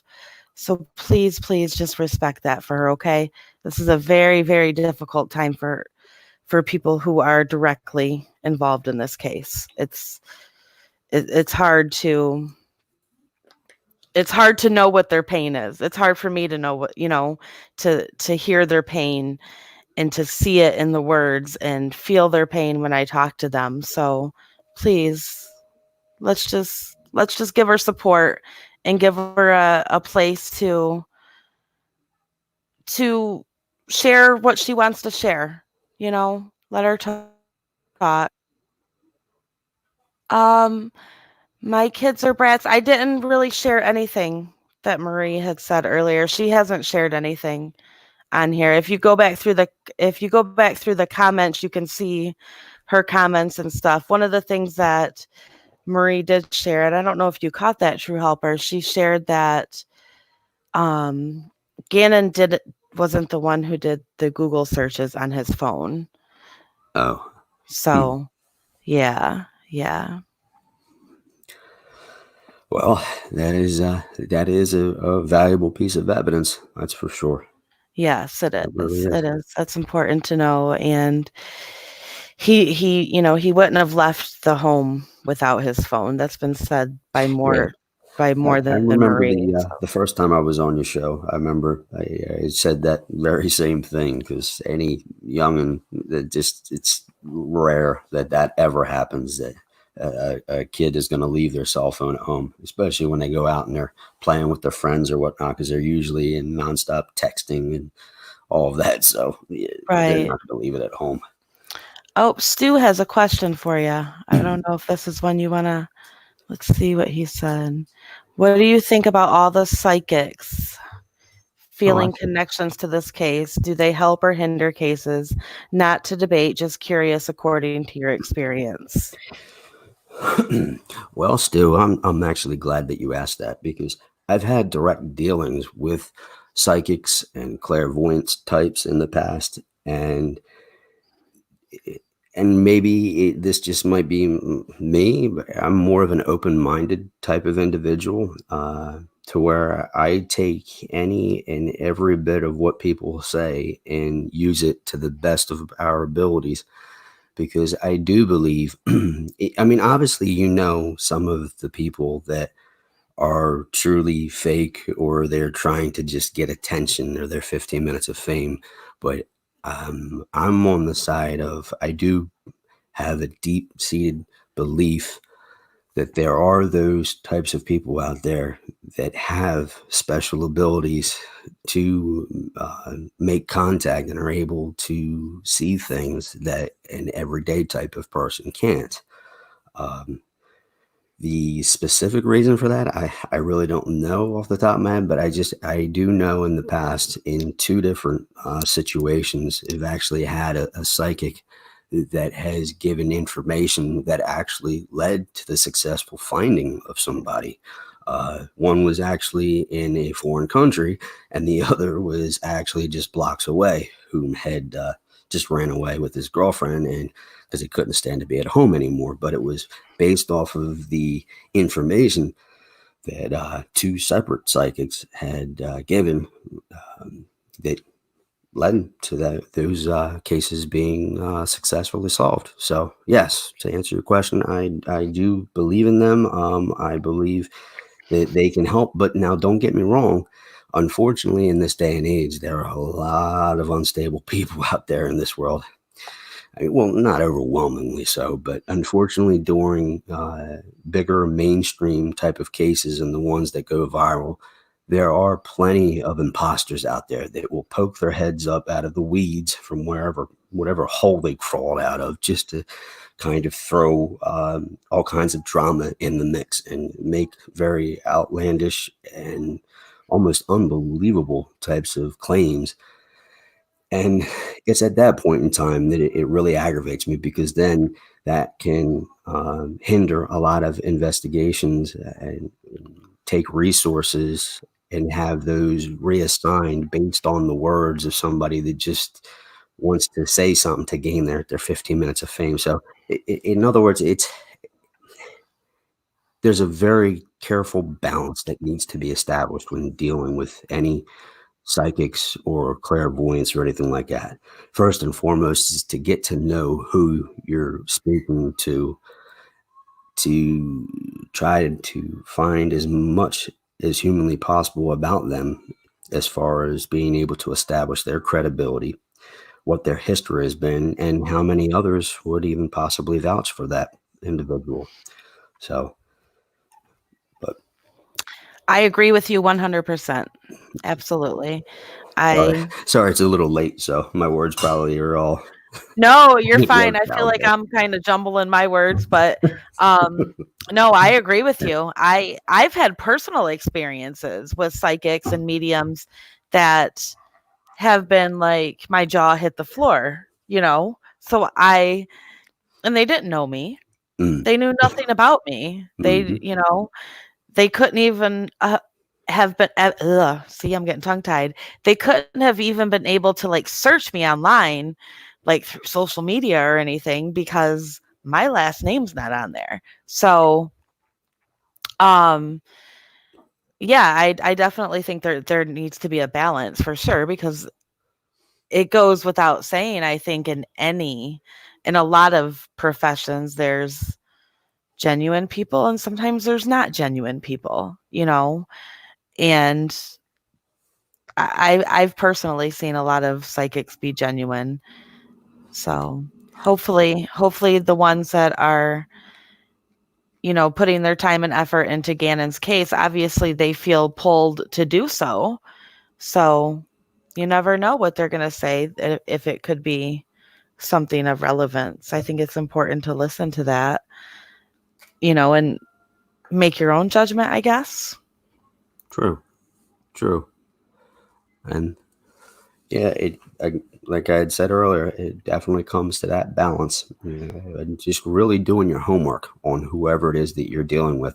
I tend to, I pay attention to those types of psychics that aren't as mainstream, the ones that you'll look into and you'll find like a million different Facebook accounts and all Right. these different infomercials on and all that kind of stuff, and the ones that'll walk up to you wearing like all kinds of robes and throwing crystals in the air and all.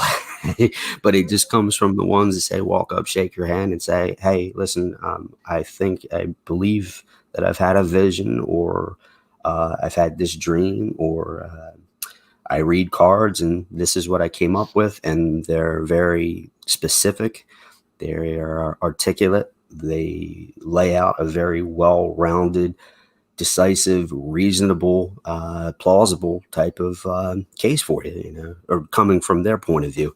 And then, I feel that that's worth looking into. But usually, too, for some of the limited amounts of information they can give you, usually you can look into most of it and you're able to either apply it or you're able to discard it pretty fast, and that's Right. actually been my experience with any types of psychics. So Right. Absolutely. So it looks like they're talking about Undisputed Truth now. Do you watch Undisputed Truth at all? I honestly caught part of the podcasts, like I think Mhm. 2 days ago or so, but I'm really I'm kind of getting a little more into your circle, so to Oh, speak. okay. So I'm Yeah, yeah. starting to. Well, I appreciate that. I'm glad to hear that. So I her last couple videos, and I'm not knocking them by any means. I fully support her. Just her last couple ones, just there was random locations and random names that were sent to her that she pulled cards on.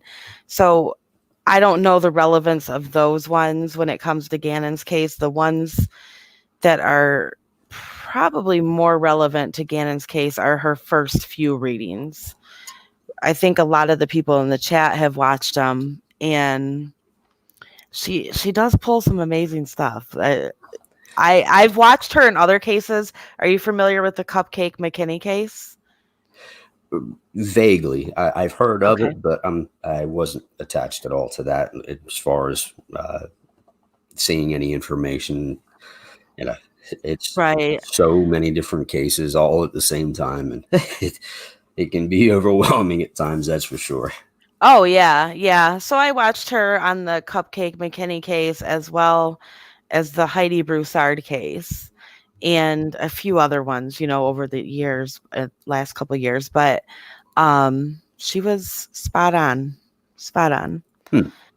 So it's interesting. It's interesting when you watch them and then a case has some type of resolution and you're like, oh wow, she was right. But that doesn't mean she's right in Gannon's case. I don't know the answers to that. I don't know. So Not to go off topic, but I actually have a question for you sure. and this channel. What what got you into starting Real Massacre Talk? What got you into doing what you do here on YouTube? So we started with one case, and that was the Roden family murders in Southern Ohio. I'm not sure if you're familiar with those. They happened on April 22nd, 2016. Yep. Mhm. Yes, yes, that's what got us started. We have a very large Facebook group for that. And so the YouTube channel was not started with the intention of what I'm doing now. Not that I wasn't ever going to do this, or my counterpart wasn't ever going to do this either. It's just not how we originally planned it. We had a podcast and I said, we should start a YouTube page because this is a case that a lot of people have forgotten about, or a lot of people didn't pay attention to it because they brushed it off as being drug related, or they brushed it off as they were backwoods hillbillies, judging by how their properties looked because they lived in trailers. But at the end of the day, these were 8 human lives, Hmm. and four of ththese victims were under the age of 21 years old. One of them was a 16-year-old boy. One of them was a 19-year-old girl, and her 5-day-old newborn baby was laying next to her when she was shot 2 times in the head. Wow. I Two of them, Frankie and Hannah Hazel, I want to say were 20, both 20 and 20. Don't quote me on that. But they were shot in their bed with their 6-month-old baby laying between them. Yeah. And it's a horrible, horrible case. So I said, so we did a podcast on it. We had this Facebook group. We tried to cover the case. And I said, let's open a YouTube because not everybody uses Facebook. Not everybody uses podcast apps. And here we are today. Hmm. So, It's very and impressive. yeah, we were actually Real Roden Family Massacre Talk, and we pulled out the name Roden just for liability issues Right. because, we were using a family's name, and you have to be careful with that. And we became Real Massacre Talk. So Well, that's definitely that's impressive. that's how we evolved to where I'm at today. Because yes, Just kind I of. do remember that case. That had quite a bunch of shocking events and specifics and evidence in it. Yes, Unbelievable. yes. That is a case that will probably forever haunt me.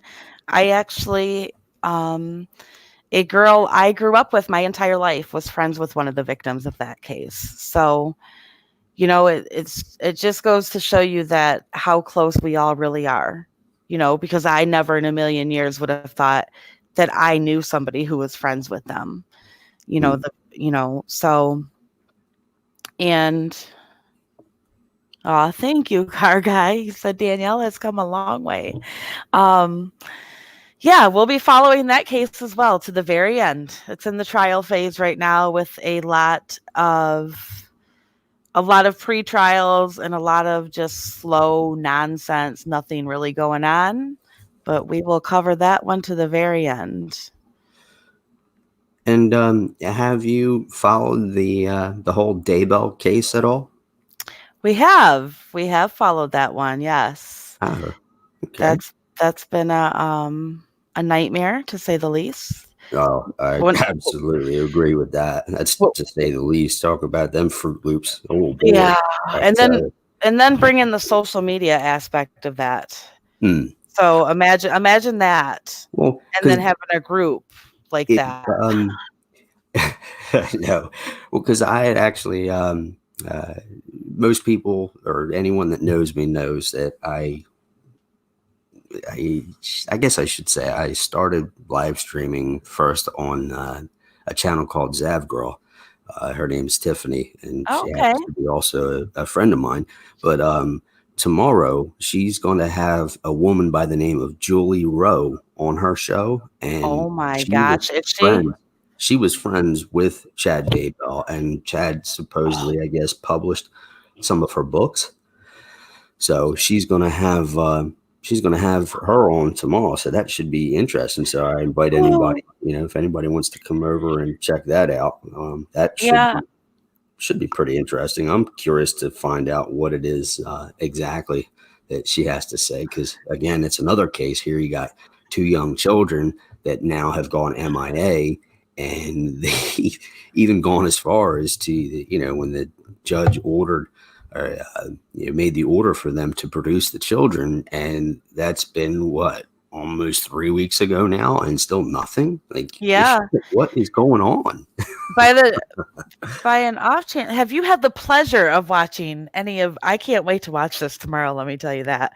And my mods down there, Amy and Joe, they help run. They're part of my Real Massacre Talk. I can't talk. Real Massacre Talk team, and they're all saying that's not my favorite subject because it's not, and it's not even the case that gets me. It's the social media aspect of it. I'm not even going to get into it. It's horrendous. But if have you had the pleasure, True Helper, of watching Julie Rowe on any other podcasts? I have not, and that's why I think I'm Oh, so excited to see, because I've just slightly looked into some of that, because working the actual cases that we've been, and then it's oh just been boy. very busy. So I look forward to it. I think it's going to be interesting. So You don't know what you're you're in for. tempting me to see a what am I going to see, a circus? Oh boy. Oh boy. Is she one of them sideshow Bob types, or what is she? Do you have a pen and paper next to you? Because you need to write down this channel, and I you have to watch her interviews before you watch her on Zab Grill tomorrow. I will certainly remember. Go ahead. It's called why let me make sure it's the right one before I tell you. You're intriguing me, to say the least. Oh my gosh. I'm gonna bite my tongue. Amy Amy just said, you're in for a treat for the eyes and ears. It's so oh boy. Oh, Can I just tell you that this case has bothered me so bad? I actually just received in the mail today a Book of Mormon and the prophecies that because I I just cannot wrap my head around it. I plead the fifth. Yeah. I plead the fifth. But I want to understand it. So I'm going to read. Um okay, so this I am not recommending that anybody subscribe to this, okay? I'm not endorsing this channel. I'm just saying you need to go watch All right. Julie Rowe on this channel. It's called Eyes Open. Eyes open. Yes. Okay. Yes. And she has got quite a few interviews on there about her buddy Chad. She just recently flipped on him because she was 100% supportive of Chad. Okay. She probably So read one of his books and knew, oh I think boy, she read them all. this one's an open Fruit Loop. Oh boy. Yeah, I think she read them all, and I think she goes along with his theories and his beliefs, and um, yeah, I was she has her own visions. You're getting a little staticky there, Danielle. Oh, can you hear me? Yeah, I can hear you now. I just Okay, it was getting pretty staticky there for a second. Just wanted to give you a sorry, heads up. Now that sorry about that Eyes Open channel, is that spelled Eyes, or is it with a Z? Because I know some people spell it weird sometimes.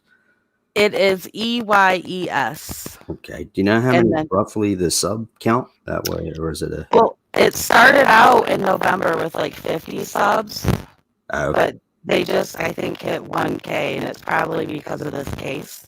You got the gremlins attacking you again. You're getting Oh, sick. okay. Does that help at all? Or Nope. okay, let me do this. Give me 2 seconds. I'll be right Sure. back. Sure. Take your Hold, time. hold on, guys. That's all right. In the meanwhile, I'll say hello to some chat now that I can finally read. I apologize, everybody. I'm starting to get used to this. Of course, a big hello to Amy. It was a pleasure talking with you on panel the other night.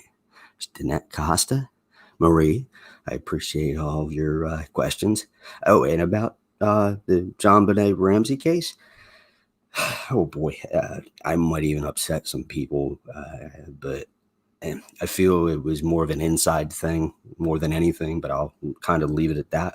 Because I don't know, that young little lady definitely didn't deserve what happened to her, not by any stretch of the imagination, and that just disgusted me to no end. So I can barely even comment on it because it makes me that angry to know that some monster can do that to a child. But hello, Doodlebug, Summer, BJ Church, of course, Sweet Crazy, Danette Costa again, Audra O, and there's been so many that I've seen in so many other chats as well. I totally appreciate all the support, all the good comments, and all the encouragement I've received in the past weeks and days. Oh, there you are. You're back. I'm back. Can you hear me? Yeah, I can hear you. Sorry, I was Okay.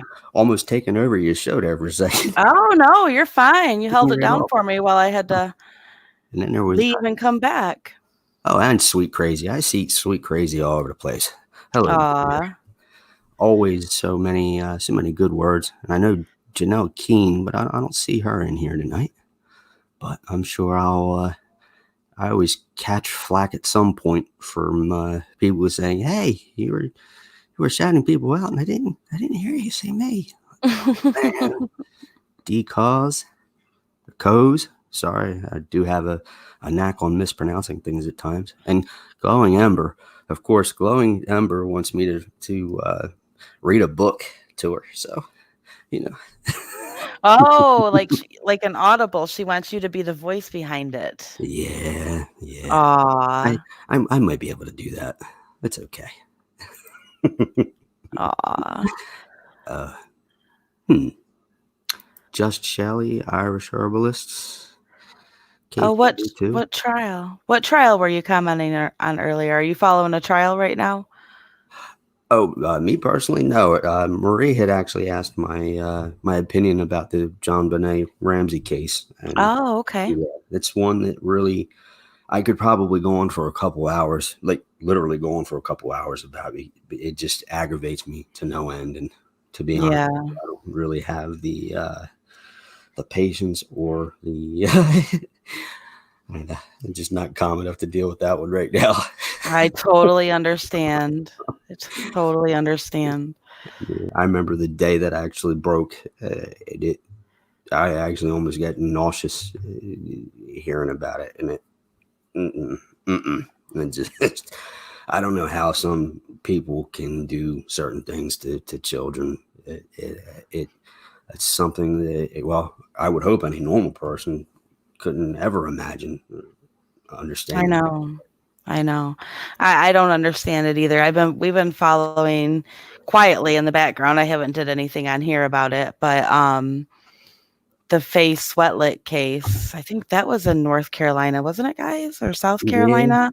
yeah. There, friend of mine, Ugh. or well, another channel that I'm also a part of, Team Phoenix. Chris, Okay. it goes by Dad over there.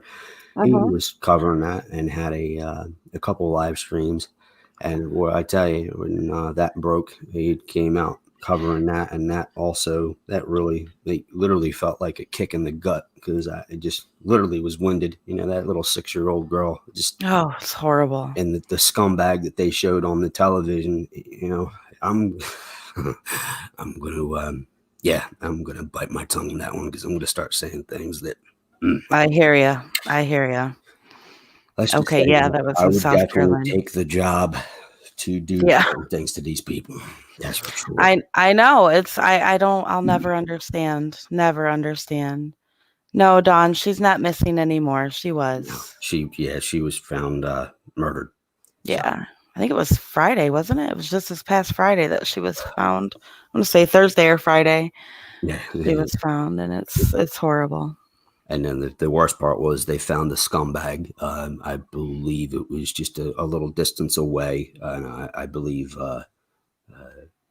and I'm pardon me if I'm wrong, but I believe he took his own life as well. So He did. He did. They did a press conference today, and they found him that scumbag.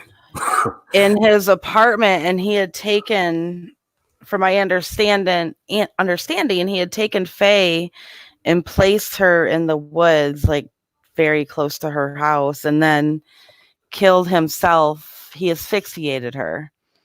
That was her cause of death. He killed himself, and they said something about a self-inflicted wound to his neck. So that's an interesting thing there. But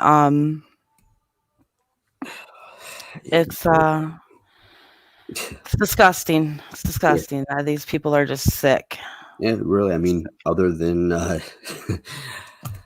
what can you say? Yeah, I mean, of Right. course, there's plenty to say, but Right. Right. There's I think somebody up here asked, let's see, what did they say? excuse me. I was curious to hear your about Kaylee Anthony.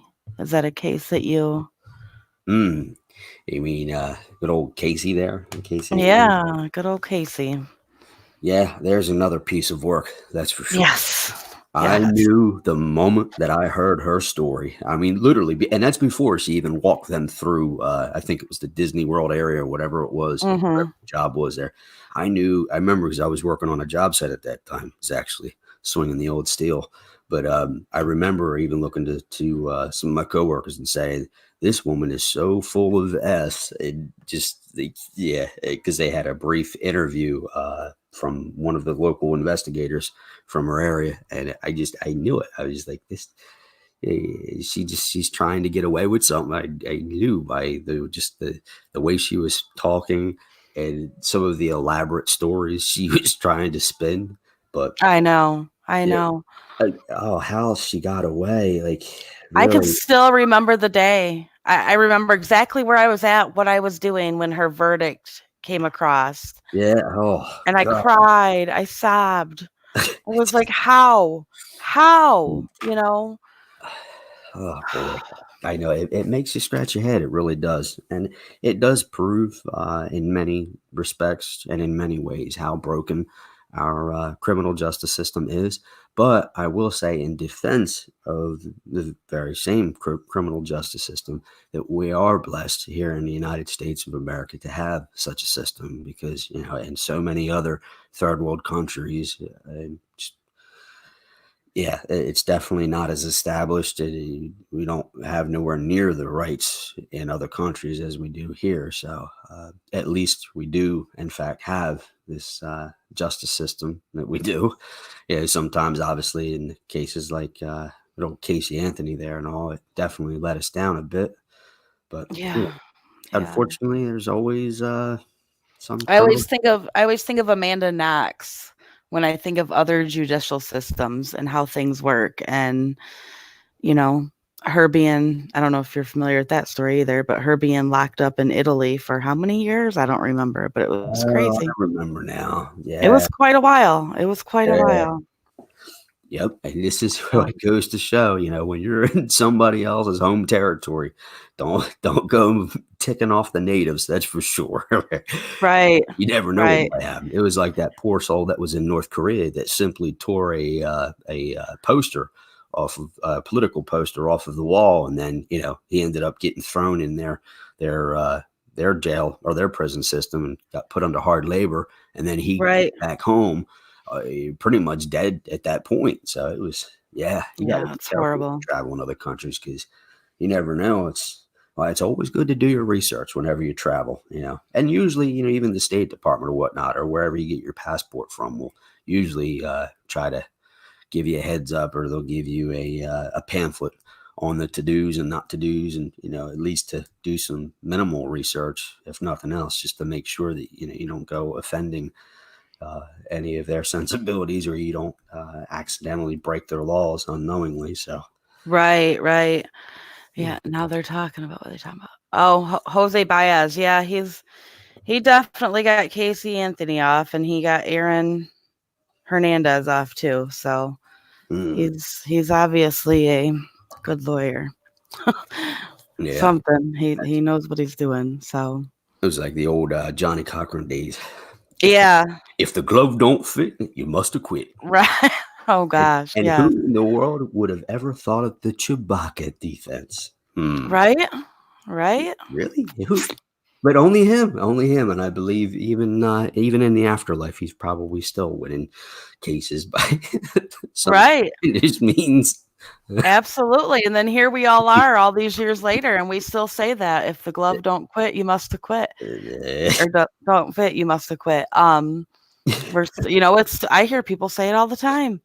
I Mhm. see people type it. That is he made himself quite the legacy by saying that, I guess. Yeah, he definitely it was a bit of self-advertisement, and all at the same time, he definitely became one of them. I don't know. He was almost a social media star before we really had social media. Yes, yes. Sweet crazy, he did get Aaron off on his second murder charge. Mm, If you watch the Aaron Hernandez documentaries, Aaron was convicted on I can't remember. Okay, so he was convicted on the murder of his friend or his, like pseudo brother-in-law. It was his girlfriend's sister's boyfriend, Odin Lloyd, I believe his name was. He was mm, convicted on his murder, but Baez got Hernandez off on the double homicide in, I want to say it was in Boston. mm. Or Oh, it may have even been down in Florida in his college days. I can't remember which one it was, but mm. so yeah, Rob. Wasn't he was the he was the he was a tight end in football, wasn't he? He was a Oh quarterback. yeah. That kid had the world by the I mean, he had the world in his hands. I Mm. forget how many millions his contract was. He had a mansion, he had a beautiful girlfriend, That's a right. new I did a quick profile on him, and he comes up. He used to play. He was a tight end for the New England Patriots, Yep. and Yep.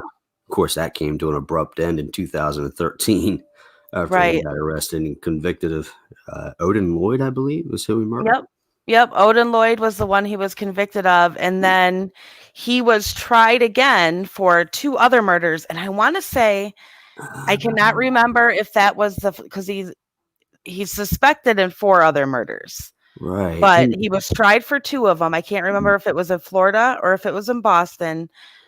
Baez got him off, and there was something to do with the legal system at the time that if he committed suicide while he was under appeal, because he was appealing his verdict for Odin, if mm, he were to die during that appeal, he would be exonerated. uh, So he committed suicide. And at first, they pulled away his conviction, but then they went back mm, and made his conviction stay. It's still there. mm, So yeah, okay, so it was Boston. It was in Boston that he was tried. So then he's suspected in um I want to say he played in Gainesville in college. mm. Correct me if I'm wrong, chat. I don't yeah, all I know is he played college ball in Florida, and he was suspected of two murders down there, and they've never released the names on those. Um, yeah. Hmm. Yeah. And that's So right, because he has there's a Netflix episode on him, isn't there, or a Netflix movie or a miniseries or something? there is the Hmm. Netflix. If you get a Okay. chance to watch the Netflix, there's like a short mini series documentary on him. There's also one that Oxygen Channel did a couple years ago. So Hmm. yeah, he's very, very it's a very interesting case because they said he had what is that football players get with their brains from Oh, so many yeah, impacts? the concussed disorder. Yeah, it's Yeah, yeah, they they did said a that big he had like research study into it just in the past like 5 years or so, and they found that right, they suffer this certain type of disease after being concussed so many times. Yeah, yeah. right, It was right. cool. Yeah. I believe in it. I do, but as far as I don't know. There has to be signs and yeah, but then again, if they're playing football nonstop and it happens during that time, I could see how somebody could overlook it because when you play on these professional sports teams, there's a certain level of how should I say just aggressiveness and machismo and just being all in for winning the games. I could see how sometimes people could be dismissive on somebody acting a weird way or maybe being a little overbearing or maybe even physical, Right.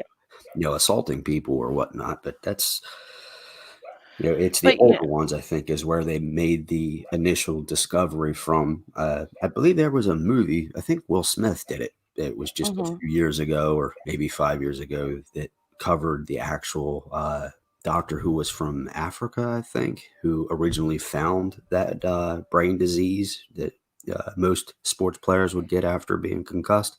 Mhm. So it was quite interesting, actually. Yeah, Yep. yeah, in the case of Aaron, they said it's called CTE. Thank you to the chat for Yes. reminding me what it's Yes. called. Thank you. I couldn't remember In the the. case of Aaron, he was so young. Hmm. So young, and they said it was like one of the worst cases that they had ever saw, but I mean, he's suspected of murders while he was in college. Mm. And when you watch his documentaries, it was like he just walked around and just didn't care. I mean, he just had a gun and if he wanted to kill you or he got mad at you on that night, then, so I don't know. I don't know. I'm not sure how much I'm not a medical expert on that kind of stuff, but I don't think that's the full reason that he was the way he was. That's just my opinion. Well, yeah. Well, it says here he was born November 6th of 1989, so that would put him at 31 years old. So that is Right. Yeah, way and young. he's Wow. been dead. Or well, since 2017. That's right. So I'm sorry. He was. Yeah, it's 3 years ago. So he was only but 28. Wow. Right. And he had been in prison. He had been in prison for a few years by the time that he died. So, his career was just getting off the ground. He was Wow. literally just getting started with the NFL and just blew it. Blew it. Whole life gone, It's sad. It's crazy. Yeah. Well, you know. It's very rare that I'm surprised by anything in this life anymore, but sometimes it does make you scratch your head and just wonder why. But Yeah, absolutely. Absolutely. mm, So, I think if nobody does anybody have any more questions? We're going to wrap it up soon. sure. It's going on 11:30 here. I have to work in the morning. I'm getting old. I need sleep. If you get a little extra sleep, throw some my way, please. I could I certainly use definitely will. I definitely will. it. Yeah. So, let's oh, they're just okay, they're talking about Aaron down there. Yeah. All right, guys, if you want to drop some love for Gannon, lots of blue hearts. I think Doodlebug just dropped True Helper's channel, the link to his channel if you want to subscribe to him. Oh, well, thank Show you. I don't show really him. have it set up just yet, but it'll, like I said, sometime in March I should, maybe get her Yeah, acquainted to it. absolutely. Absolutely. I greatly appreciate that. Thank you, Doodlebug. Yeah. I know So, Jennifer G had said hello earlier. I'm sorry I missed that. Hello back at you. aw, Appreciate it. Jill H. And well, to all of you, I greatly appreciate it. And thank you, Danielle, for having me on again. It no was problem. I fun. enjoy having you on. You did get my email address, right? Yep. And I Okay. promise I will, I will get you an email here soon. Oh, yeah, yeah, yeah. I just wanted to make sure that you got it. And so I appreciate you coming on and talking. I know everybody loves hearing from you and hearing your perspective. I know Marie down there is very thankful to hear from you tonight. Mhm. And Well, thank you I'm for what you do. grateful. I know that you said you don't want thank yous for it. And I know that you do what you do because you're drawn to it, and that's your passion and your calling in life. But we are thankful for you. Well, I greatly appreciate that. I do. And I don't ever mean that in a negative way, but Oh, no, I you know. understand what I Yeah. mean. Yeah. But again, to Marie and anybody else in the family, I stand by what I said earlier. If there's anything that anyone can do for you at all at any given time, don't ever feel, just reach out. Don't ever feel that it makes you weak or, everybody's here to support. Everybody's here to help. And that's what you need right now. So somebody Yeah. is always around. There's somebody, well, like you were saying, Danielle, somebody is always on your Facebook page or within a Absolutely. group, almost 24 hours Absolutely. a day. It's, And I know that every admin that, runs Real Massacre Talk with me, they all have the biggest hearts and they will all talk to you and listen to you and be there for you. So please always feel free to reach out. okay. Abs- Well, let me, I guess I'll say my good nights now. And again, Danielle, I appreciate it. Thank you for having me back. And I will talk to you soon. You're welcome. Thank you for coming. We will talk to you later. Have a good night. All right. Thank you.